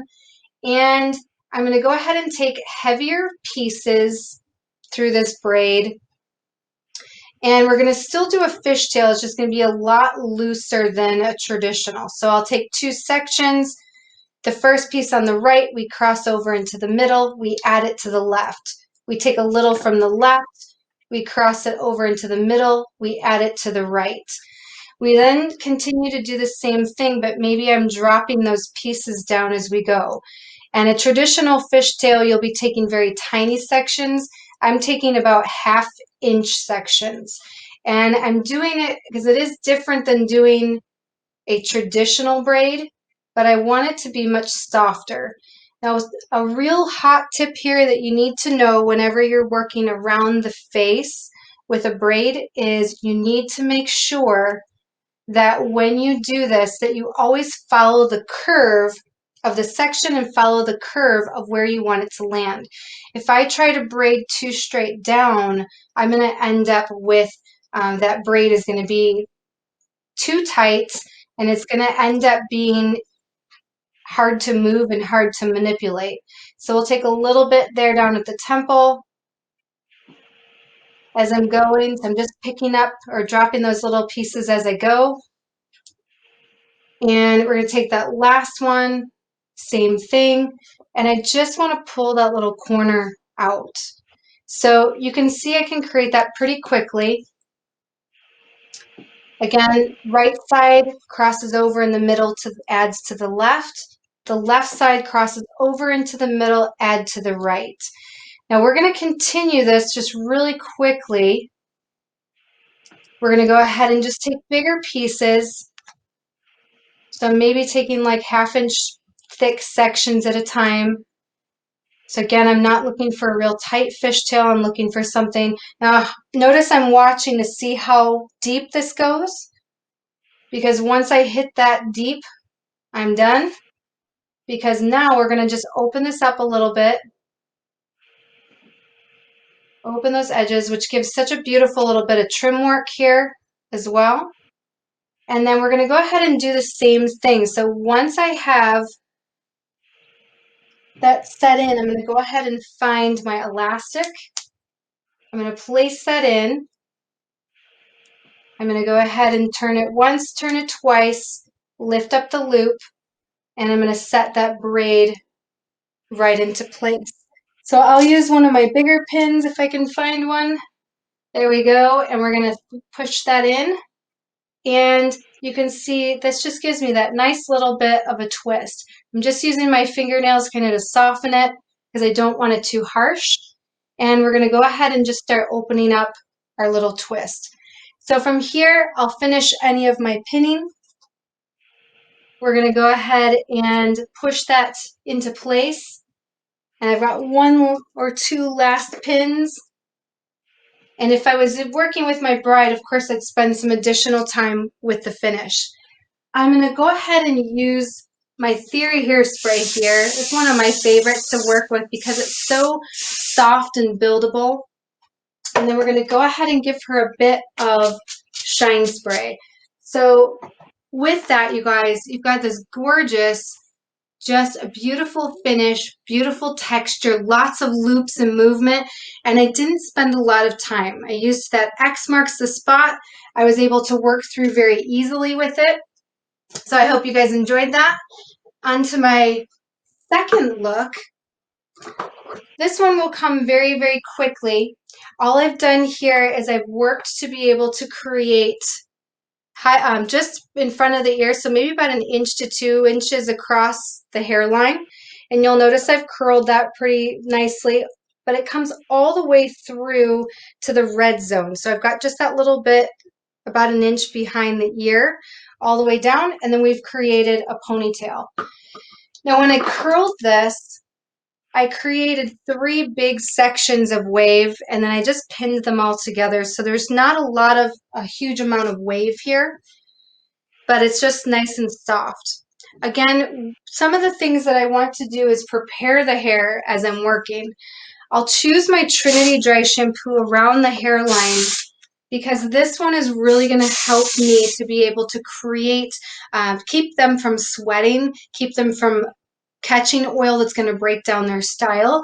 So people always ask us, we're like, if I use dry oil conditioner, do I need Trinity Dry shampoo? Yes, because this is for your scalp where the other is for your hair. This becomes the preventative rather than the reactive dry shampoo where you have to absorb all those oils. This keeps them from building up. So you want to keep that in mind every time you do a blowout or every time that you're doing a finish on your bride. So working here as well, we're going to use our dry oil spray to give us some beautiful shine. I'm even going to work through the top of it. And what I want to do next is I want to smooth out my ponytail just a little bit because I want to make sure that I have enough smoothness. So we're going to go ahead and take a little bit of our shine wax. We're going to go ahead and just massage that through my hands. So now I've got my hands prepped again. I've got my brush that I'm massaging that into, and this is a really nice way to be able to just smooth down any of those flyaways and give a little bit of additional shine, because what if that's where I was stopping? I want to make sure that that hair is nice and smooth. The next thing I want to do here is I do want to add a little bit of padding to this, so I'm going to go ahead and work with, this is just a donut that I actually pulled apart, and I'm just going to kind of wrinkle it up a little bit, and I'm going to wrap it around. Most of it's going to sit on the top. Okay, so what we want to do here is we want to go ahead and pin these in, and we're going to give it a nice little bit of shape. So again, think about north, south, east, west. That's going to be your main pin, and then you're going to want to make sure that it's just secured anywhere where you might need it secured. So I'll quickly pin through this and place that in. And as I can start to see, it is going to hold still for me. We're going to go ahead and work through the rest of this pretty quickly. And it's going to be a very classic, very clean, just really nice, elegant look.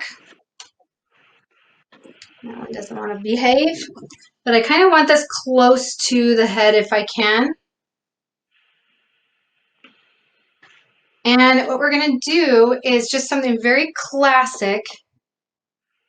Okay, is we're going to go ahead and take this ponytail and we're going to take our bamboo brush. Now that we've put our dry oil spray in here, we've gone ahead and we've put in the dry wax, or the shine wax is also on my brush, so it's really helping to get that nice smooth edge. And all I want to do is really just start to spread that hair out. I'm watching and reading where that hair is bending. And I really just want to start creating a simple knot right over the top. Don't worry about the fact that I'm not covering all this yet, because we will get there. But see how that gives me such much more of a dramatic finish by having some extra body there to work with. So we're going to go ahead and keep pinning. I've got just a few more to add into here. I'm not a heavy pinner, but sometimes you got to do what you got to do to make it stay, right? So we're going to work through. And more or less, I want you to think about this kind of as the base. This is the base of the look. And as I get this sorted, now we can go ahead and start working with the front. So here I'll use my Theory hairspray as well. My Theory hairspray has a little bit firmer of a hold than if I was using my blowout hairspray. And then if I really need some firmer finish to it, I'll choose my Theory Firm. And with the very front here, what we did was we used just a nice iron wave, the long iron rod. And then what we did is we used our impulse to be able to set with. So sometimes I have hair that's really, really long. You get those college fine hair that's really, really long, and a lot of times their hair doesn't like to curl.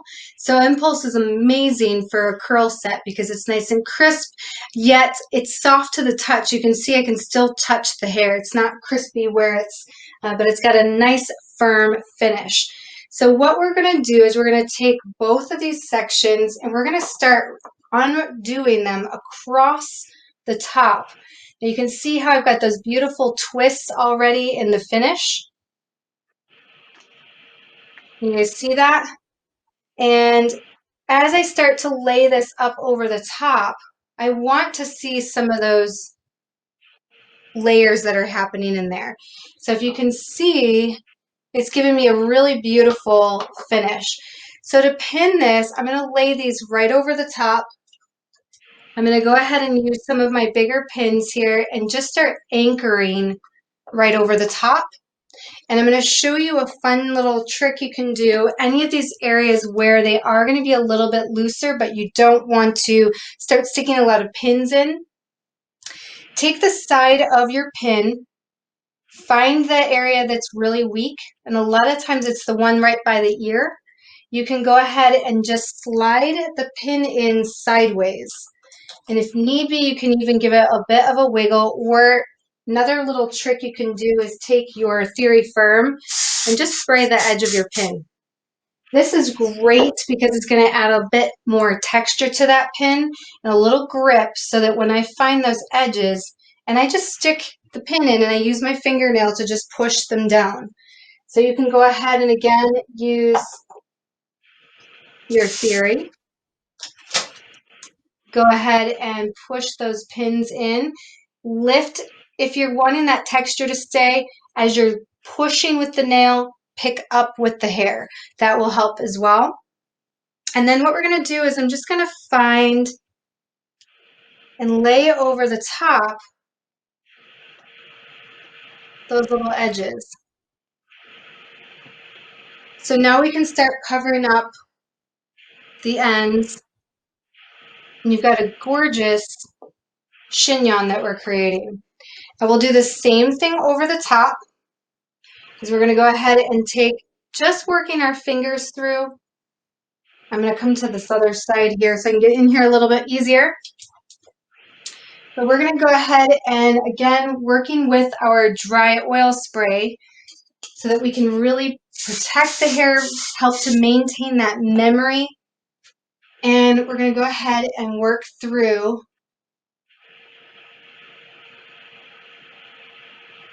And we can start to close this up. So once we've done that, you see how beautiful that is? It's very classic, it's very simple. We see a lot of that right now, just that natural, confident, beautiful finish. And you'll just swirl those in until you find their place. And again, I love to use my hands when I'm doing this because I just feel like I can really read the hair. I can push up into any of the waves. I can start to work through any of those areas that I want to finish. And then we would go ahead and we'd pin those up. So with this one, you could do this very smooth as well. If you wanted to have more of a smooth tail to it, you could continue building that onto it. And with that, we've got our second look. Let's add just a couple more pins here. So right in here where I start to see these weaker areas, and good idea that I have this black pin here, you can kind of see right where I'm going to push that pin in. When I do it, again, I want to hold on to the hair a little bit and just use my fingernail just to push it in. So I can still get the steadiness that I need from my pin, but the softness I want to see from a more natural finish. And so with that, you guys, we've got look number 2. What do you think? It's beautiful, natural and elegant, more soft, beautiful finish. And again, I don't ever go without a little bit of our Basti Shine Mist. And I love this because when I use it, I also have just a gorgeous amount of shine, but also with it, it's not going to break down the hairspray, and the hairspray doesn't allow it to get gummy. It's beautiful finish to it. Now let's look at one more potential. I've got one here that's a little bit shorter length for you. And again, some nice, beautiful texture, but you could translate this easily into some smooth finish as well. And this is a parting I will use quite often when I want to work something in the nape area or maybe kind of traveling to a side. But I love to take just at the very top of the ears and create an arc. So I'll go ahead and I'll work in to create the arc. She's going to have just below the side ridge here. And we'll clip that hair out of the way. So we're going to go ahead and pull that edge out. We're going to clip this out of the way. And what we're going to do here is we're going to create just a little bit of that fishtail again. So I'm going to take you back to it. We're going to add in a little bit of our theory just to give me a little bit of support. Once I've got that kind of support edge, now I'll come in with my dry oil spray because I want to make sure that I have that condition on the edge. Make sure my hands are prepped. And we're going to go ahead and just take small sections. Now you can either do straight on, or what I'm going to do is actually take it to the side a little bit. So I'm working on a diagonal. So I'll come to the other side just so that you guys can see a little bit better. So we're going to take that diagonal. Now remember, like we did before, we used bigger sections. That's what I want to do here. So I want to take to the right and pass it over, left small section, pass it over. We're going to go ahead and take the next slice. We're going to go ahead and pass over into the center. It gets added to the left. Pick up on the left, pass over in the center. It gets added to the right. And we do the same thing all the way down. I'm just taking big sections, creating some texture. I think that's something, sometimes we work really, really hard on creating and building all this texture into the hair, little pieces at a time where we're twisting and pinning. And so much of it is created using just simple knots, simple braids, and beautiful texture to finish. So we'll go ahead, just a couple more here. And as we finish this out, instead of taking too much of this braid here, we're going to go ahead and tuck the tail under. So I'm not too worried about finishing it all the way down. In fact, I might even like just leaving the tail a little bit because I could use that as a little bit of backcombing if I need to. We'll go ahead and secure this with an elastic. And we'll go ahead and use our texture spray here because I want to start infusing some texture into the hair. And so we're going to go ahead and just pull the edges, pull the edges, pull the edges, and see how I start to push that hair up. So as I start to push this up and I tuck it under, I'm going to have an open side on my right, but I'll have a closed edge on my left. So I'll give it a little pin, and then what we're going to start doing is creating some of our crown work. Very simply, we've got 3 easy sections here. So we're going to go ahead and find the black zone, which is the high point of the head, down to that rear ridge, and then whatever is falling in between it. We're going to go ahead and we're going to take this hair right behind. Again, this is something you can do if you want to have a smooth look. You can absolutely do this smooth too. Now just give it a little bit of a twist is one way to do it. Or an easy way to do this is to start just a simple French braid, split it in half. There's your crown area. So I went right to the rear ridge. We're going to cross over to the middle, cross over to the middle. We pull up any edges that you want to pull up. You're going to pass up the next one. So you're only making 2 passes, no more. No more than that. You're going to go ahead and cross over, and if you want to finish it, you can just really loose. Kind of push it up a little bit. This will give that look of that pinch. You're going to go ahead and pin it into place. And I want to twist it kind of around the side here. So I'm going to add it into that bare spot here. So I'm giving you a roadmap to follow here. So we started out that top of the ear to top of the ear. We created our nape section. We then are creating our crown section that then doubles over the side. From here, we work with our left side. So I moved over too quickly. And we're going to create 2 quick rope twists. So we're going to go ahead and work through the left side first. We're going to go ahead and take 2 sections. We gently twist them to the right and then cross the right over the left. Gently twist to the right, cross right over left. When you add to both sides. Gently twist to the right, cross right over left. Take the next section, split it in half, drop the 2 over top, twist, cross, twist, cross.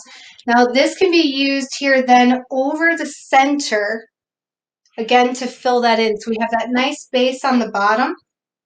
We're going to go ahead and we're going to fill in and just pull a little bit of these edges here. You can pull them as much as you like or as little as you like. We pin that in, and I've got one more piece for you. So you can see that starts to create tons of texture into that as well. And my favorite piece is always this front, because this is where we start to really get into where the fringe lives, the waves. So I'm actually just going to take my comb or my contour brush here and give them a good brushing. We're going to go ahead and make sure that we have our dry oil spray well and set into it so that we're continually pushing these waves into it as we work. And so for the final braid here, let's work around the head. Same thing, we're going to make sure that we do 2 turns to the right. So 2 sections, both of them twist to the right, cross the right over the left. Take your section, make sure you're following around the curve of the head so that you don't have a straight horizontal part. Twist to the right, crossed right over left. We're going to go ahead and work around that section. So we work through, we split, we drop, we twist, we cross. We slice, we split, we drop, twist, cross. And there should just be about one more here. We'll leave a couple of those little pieces down. Split, we drop, we twist, we cross. And the same thing until you're all finished. Now this final one, as I start to work through with my dry oil spray, this is where we get in here and we create this beautiful fringe line as I work. And I love to be able to really massage this through. The waves that I set into it are really going to help fluff that out, make it absolutely beautiful, and give me a gorgeous fringe line. That will get tucked into the side as well. We'll finish it with our Basu Shine Spray. And we have 3 absolutely beautiful looks that you could use for a bride or for a bridesmaid. And to be able to recreate and use some of those techniques over and over again to create endless amounts of design. Now with that, we're going to put just a couple final pins here. And we're going to take it back to Wayne. Dawn, that's absolutely gorgeous. Thank you so much. It's time to remind ourselves that you got this. You got this at a time of challenge. I thank you so much from the bottom of my heart, all you stylists, salon owners, school owners, students out there, for finding a way to serve your guests in these challenging times. And to join me here to share with you ideas so that you don't just survive, you thrive as we move forwards. We have Sean Carlson, Surface Global Ambassador. Give us a wave. And we have Lindsay Curtis, our National Sales Director, with us. You Got This is based on the principle of responsibility and the 10 most powerful 2-letter words in the world. If it is to be, it is up to me. And that puts forward the foundation of the power of I am. Hey, Wayne, I'm hoping you can share a little bit more with us this power of I am. I'm really intrigued. Take us a little deeper, if you would. My pleasure, Sean. The power of I am is based on the principle of taking an idea or a thought and pulling it into action. Right now in this world of Zoom, whoever thought Zoom was going to be a verb? It used to be the name of a company. Now it's, I'm going to Zoom you. Let me FaceTime you. Is to take it one step farther, though, I still see many people out there going, I'm just not good at that stuff. I'm just not good at that. Well, what the power of I am is being able to immediately change anytime you say I'm not good at to I'm learning. Anytime you say, I just can't do that, that's just not me, it's just not who I am. Going, I'm learning and I'm doing. To transfer that, because right now, the guests in our salon, they need you, their hairdresser, more than ever, for that sense of well-being, the sense of self-care. And we need to up our game. It's just not going to cut it. And I've shared for the last 30 years, and people have laughed throughout the world. Pull that little string at the back of the neck or push the little button, and how much you want today, same as last time, just a trim. What do you want? Did you bring a picture? And, yes, you guys have giggled with me with it. But we have to move beyond what can I do for you today? And I know our Surface family out there, you've trained past that already. But please be aware. How can I identify what I can do with my treatments with the new world to present whatever a guest needs? And understanding that then my treatments will lead me into my recommendation of retail to raise the bar. Now, there's 4 steps to this that I want everyone to engage in. First of all, you learn. Learning your treatments step by step, the why behind it. how that involves with their self-care. The next thing is pricing them appropriately based on the demand of your time in the salon. Now you got to price on them. Then you got to promote them. You got to let the world know. Social media, in your salon. And then when they sit in the chair, guess what? You have to do them. So moving beyond the learning right now, I want to take us to the promoting. And I'm so pleased to have with us Lindsay, who is just a master being able to get that message out there. So you guys, you learn it, you price it, you got to promote it. Lindsay, take us away. Yes, absolutely. Well, Wayne and Sean, one of the things that I've been researching really is engaging and how we can engage with our guests online. So Wayne, share with me, when was the last time you made a post and tagged a buddy? And when you did that, did you see any extra reaction from it?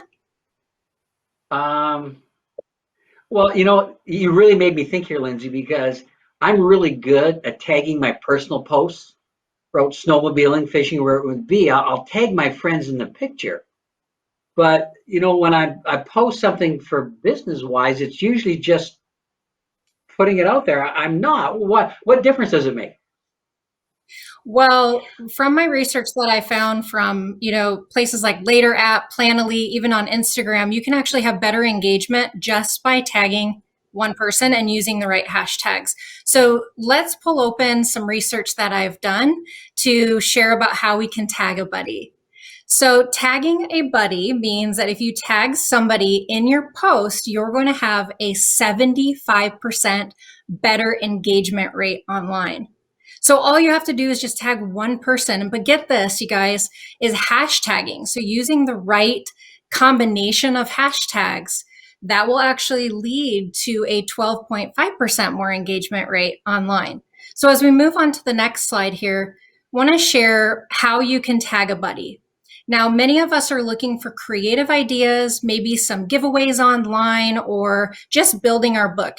And what I want to point out about this is you can be a day one stylist, you can be a student in school, or you can be behind the chair like me, for 15 years. So you always have the opportunity to learn and gain. So first of all, this is a kind of step-by-step guide for you on how to do this. So your first step is that you as a stylist or salon will post a before and after picture of a surface treatment. So this could be a Max Repair treatment. It could be your Awaken treatment or Violet. You get to choose, right? But posting a before and after already gets engagement. Now, when you post that, let's say you do it on Instagram or Facebook, in the description, tag a buddy. So once you tag a buddy, and we'll talk about the script here in a minute, you're going to choose a date and celebrate. That is so important to go back and revisit that campaign and to celebrate who won. So this is your script. Give the gift of self-care. Tag a buddy in the comment below and share one thing that you love about pampering yourself. And you and a friend will win a complimentary surface treatment service. Contest ends, and then you can pick a date. So it's simple as that. It doesn't have to be anything intricate. We all do such great work behind the chair, but how are we tagging? So let's talk about hashtag. Let's move on to the next slide here. So hashtags, and this is one of the things that I really want everybody to take away today, is using the right combination of hashtags. If you're not familiar or don't know what a hashtag is, it's kind of like the new encyclopedia of the web world. So how to hashtag, you're going to go to your Instagram page and go down to the little magnifying icon, and you're going to click on that. And we've given you a set of hashtags that you can use to help you start to build your book behind the chair. So let's use hashtag Surface Awaken. So when you type that in, you're going to have over 1,000 posts pop up of before and after pictures. And thank you so much, Glassdoor Salon, for allowing me to use your picture here. And this is a beautiful before and after picture using Awaken Stylers. So you can post this and tag a buddy, use the right hashtags. So when you get to the Awaken hashtag, you're also going to find things like hair loss or stop hair shedding. Those are all great hashtags to put with Awaken, and it will give you some suggestions as well. So let's move on to the next here. So To really encompass this, Wayne and Sean, is really using the right hashtags to build your business. So some hashtags for inspiration, again, maybe Surface Awaken, Surface Max Repair Treatment, Surface Curls Bake, Violet Mask, and Color Clarity Shine Treatment. This whole presentation here today, friends, is on surfacehair.com under the professional tab on login. So you can download it. And there's some other resources on there for you. So let's go back to live. And team, what questions do you have for me, Wayne and Sean, about hashtagging? Well, one of the things I'll share with you is I just pulled it up already, and boom, there's your presentation with all that great information that is right there. So in the professional site, the link there, and I have one thing, a question and a comment. I had a divine aha as you were sharing, because it was tagging a buddy as well as your hashtag. So your buddy is probably your guest already. They live in your community. So when I'm hashtagging, somebody may be looking for Saskatoon restaurant, Saskatoon glamour fashion, or what it may be. So Lindsay, what's your thoughts on making sure that I'm looking at hashtagging my community to build my following right here? 1000%. Thank you so much for bringing this up, because what I see happening is us hairdressers are tagging things like behind the chair or nothing but pixies or things that are related, to only our industry. But what that's not doing is building your base. That's not getting your name out in the local community. So I would highly recommend that all of us tag and network with local businesses around us, but also asking those businesses to tag you as well to help you build your books. So that way you can really start to create that critical mass around you. And you could utilize different things. As an example, Wayne, if let's say in Omaha here, if I'm an Omaha hairdresser and let's say I specialize in wedding hair, I could be tagging wedding venues. I could also be doing Omaha bridal hair specialist, Omaha bridal hair stylist, different things like that that are going to help me build my business. So I think that's a great idea, and it will definitely help us all gain some new guests behind the chair. And best part is, Lindsay, how much does it cost to tag? It's free. It's the great thing. Oh, what a it's free. Yes. So if I'm understanding correctly, is just by tagging locally, getting the friends to engage in it, my message is getting out there of how I can increase self-care. That's cool. John, any questions at all for Lindsay?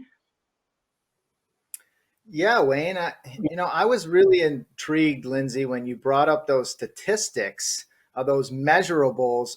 Often we hear young hairdressers and experienced hairdressers, estheticians, makeup artists say, I'm having a hard time building my following. And what you said about hashtags and properly using them really grew their business quickly. Can you expand on that a little bit more? Yes, absolutely. Well, something that's very simple that you could do, you guys, if you have a note page, in your phone, you can make your list of hashtags that you always like to use. But I do encourage you all to make a list that you change up a bit, because sometimes if you use the same group of hashtags, Instagram will flag you as spam. So you always got to change it up. But Sean, if we just make a point to tag at least one buddy, a friend, right, or a local business, and then use 10 different hashtags, you're going to increase your follower rate by over 12%. So if you really are looking to build your business and to build, other businesses, I would highly recommend that. And I think of when I first started doing hair 15 years ago, I would go to a local networking group every Thursday night, and I would hand out my business cards and network. So my point of that message is this is your new networking group. And you can utilize, and it's free, like Wayne said, you can utilize your community to help build your business behind the chair. I think it's just a brilliant way that we can market ourselves. Love it. Love it. Love it. Yes. So Sean, share with me, how do you see stylists engaging behind the chair with discovery and connecting with those treatments? What are some things that we can do actually behind the chair to add on some services? Lindsay, I'm so glad you asked. And, I think it first starts, and Dave, if you'll take us to the PowerPoint, I really want people to start with the right mindset, Lindsay. And that mindset is the established set of attitudes that we're holding on to, right? And it's really about the discovery and being able to start with that growth mindset on how we can really best serve our guests today. And I want to give you a couple of examples of some great discovery questions that you need to be prepared ahead of time for to really maximize that guest experience. And when we think about the world we're living in right now, and especially the time of year, a great place to start, as Lindsay pointed out earlier, and Wayne as well, is awaken. And I think a great discovery question that we should be prepared with for our guests is to ask them, share with me, how are you addressing your scalp challenges during these dry winter months? And that allows us to really gain awareness of where our guests are in their process. That allowed me to then dig a little bit deeper and think about some of the other opportunities we have at hand. And, now with surface blowout and the incredible discovery that has been for us as a surface family, is how about we now share that with our guests and say, tell me, how are you extending your blowout services at home? And that really allows us to connect at that deeper level, right, Lindsay? And, I think this discovery process is all about, finding something, uncovering something new, or bringing something old back to the surface and allowing us to understand better. And, I'll give you one more discovery question, friends, that maybe would really help you prepare correctly for your upcoming services. And that's understanding that our guests currently struggle sometimes with the tools that they use. And maybe we could discover by asking, tell me, which of your current styling tools do you need help with coaching the most? And that allows you, again, to really understand where they are, where you can then take them, and being able to do, as the screen says here, doing more for our guests with maybe less time. And that leads me to the next slide, Dave, if you can help out there. And that's really understanding the virtual opportunities that we have. Wayne and Lindsay, right now, more than ever, we have the opportunity to connect at a higher level. And when you think about virtual, connections, I want you to think about it from the mindset of upgrading the value of the experience that our guests have and the opportunities that they have at home to take care of them, their current needs. It allows us to think about these three things. It allows us to be able to prepare better to serve when we can virtually connect before they actually come into our space. It allows us to have much more confidence and be able to reduce the time that we are serving the guests because we're prepared ahead of time. And then finally, friends, it allows us, again, to do more with less. It allows us to coach better, and so that we can be more effective in that coaching process, and our guests have a higher level of awareness when they are at home.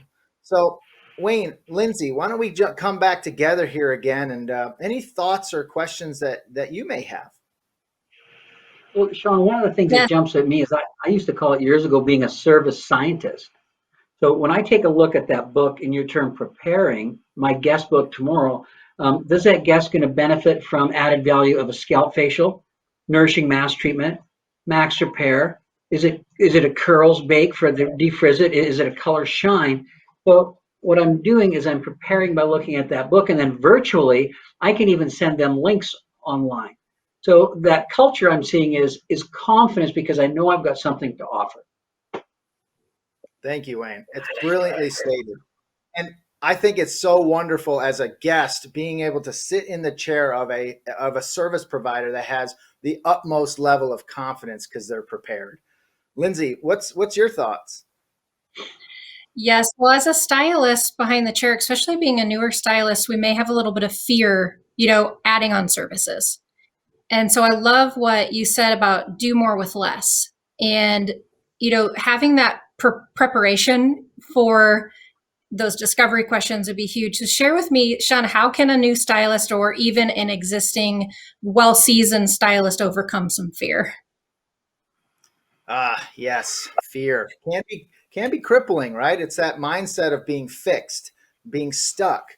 And really, it's about being able to clarify, Lindsay. As I stated before, we have a great opportunity to discover or uncover something new or bring up something old back to the surface. And that allows us to clarify and then to educate.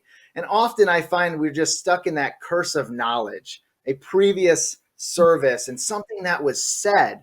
And if we can be in the right mindset of having that discovery process, it really allows us to extend that value of the service, upgrade the service to a whole new level, and completely eliminate many of the fears that we have. So discovery really sets ourselves and our guests at ease. Now, Wayne, oh, go ahead. Sorry, I jumped in on that because you guys both gave me bing, and I thought on it. See, when we came out of COVID, my dentist moved my teeth cleaning 3 times. So finally I got in. Well, you go through all these protocols to get in there, and I'm in the chair, and now they've got extra time, right? And I'm 63 years old. I've been to the dentist a lot in my life, but I've never had the dental hygienist go, if you have an extra 5 minutes today, we could do a fluoride treatment for you. And I'm one of these guys like, what's that going to do for me? He goes, well, it just gives you a little bit of an extra protection around your teeth in between visits. Yeah, do it. So she knew my benefit. Guess what? I went back last week again I had another fluoride treatment. And she did tell me it was going to be $25. And I just ask it from both the messages you guys shared, it was brilliant. Is as long as you know that you've got the value that you're giving the people, wow, that takes the fear away. And you having the treatment yourself, you having the scalp facial and seeing the difference, you having the curls bake if you have textured hair. So sorry, I cut you off there, Sean. What were you going to say? I was just going to say, Wayne, how much it relates to, we talk about this upgrading of the value, upgrading of the experience, right? Well, it relates so much to the stylists as well. So how does this really take us to stylist productivity, and how does that upgrade our value as a service provider? Can you tell us some more about your thoughts on that? Absolutely. The 3 words that I've based coaching for performance on over the past 30 years are awareness, responsibility, and process. And the first thing to become aware of when you've got this, what do you got? You got time. The number one thing that we sell to our guests is time. And it's how valuable that you make your time as to your income and how much people are going to love you. So let's go to a couple of slides. I've got a couple presented for you here just to get you thinking, to understand your hours and the value of your hours. How much time do you sell? And realize too that retail takes no additional time, just takes more information, which would be more learning. Let's go to our next slide, please. So as a stylist, that's the time I want to sell, as an example, hypothetically. So 9 to 12, I'm going to break for lunch, get some nourishment, 1 to 6. That's what I'm going to sell. Now next, let's take a look at this. So during this day, this stylist, as an example, they sold 4 hours. So 4 out of 8, that's a 50% productivity ratio. Let's go on and take a look at what that means on that. So if I'm working at 50% productivity, how much money I'm earning, I could earn double if I was 100%. Now, do I need more guests? I'm going to say no. What we need is to be more aware of what we can offer our guests. So let's move on our next slide and take a look at this. This is a salon of 5. Now, if they're going to sell 8 hours each, this salon has 40 hours to sell. Now, there's something really interesting about this. Take a look at stylist number 1, where they've got the one-shot bond builder. They followed with a color lock treatment. They've got the scalp facial. So you can see how that time is filled by putting a bigger smile on their guest's face. They have to learn the product, learn the treatment, price it appropriately, promote it, and sell because you know you're going to help people. Now, let's see our percentage of productivity here. 30 out of 40 hours in this salon is booked, which is at 75%. But take a look at how we could help stylist number 5, how we could help stylist number 4 to be able to think different, believe different, and do different. And along that line, as Lindsay said, promote different. Let's move on in this learning experience. Now, on our retail units per guest, identifying the needs. So let's take a look at this stylist book again. Boom. Now, when we take a look at this, there's 6 guests with a total of 9 services. 9 divided by 6 is 1.5 services per guest. And as you go and you take a look to our website, you'll see some suggested levels where we feel people could be at. Now, how do you fill that time? Scalp facials, curls, bake, and such. So that's your units per guest. Now let's take a look at retail per guest.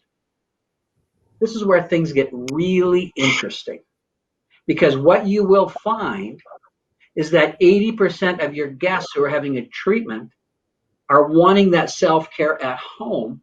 So your retail dollars, for example, here, guest number 2, Trinity shampoo, conditioner, and protein cream.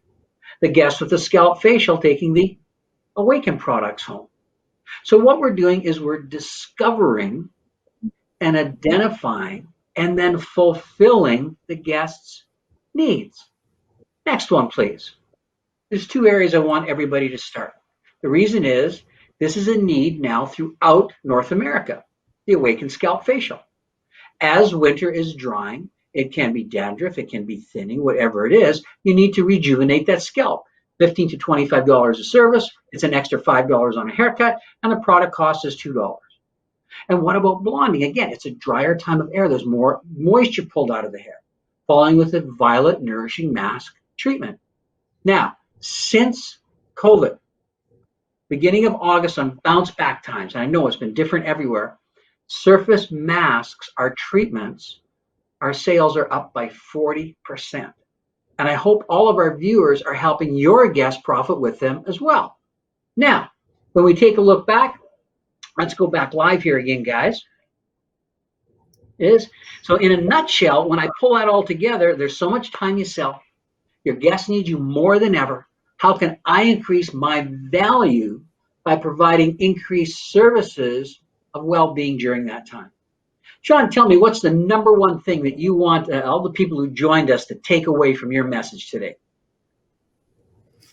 Thanks, Wayne. I really want them to continue to develop the mindset of upgrading their value through the discovery process, connecting, making those experiences move from great to extraordinary.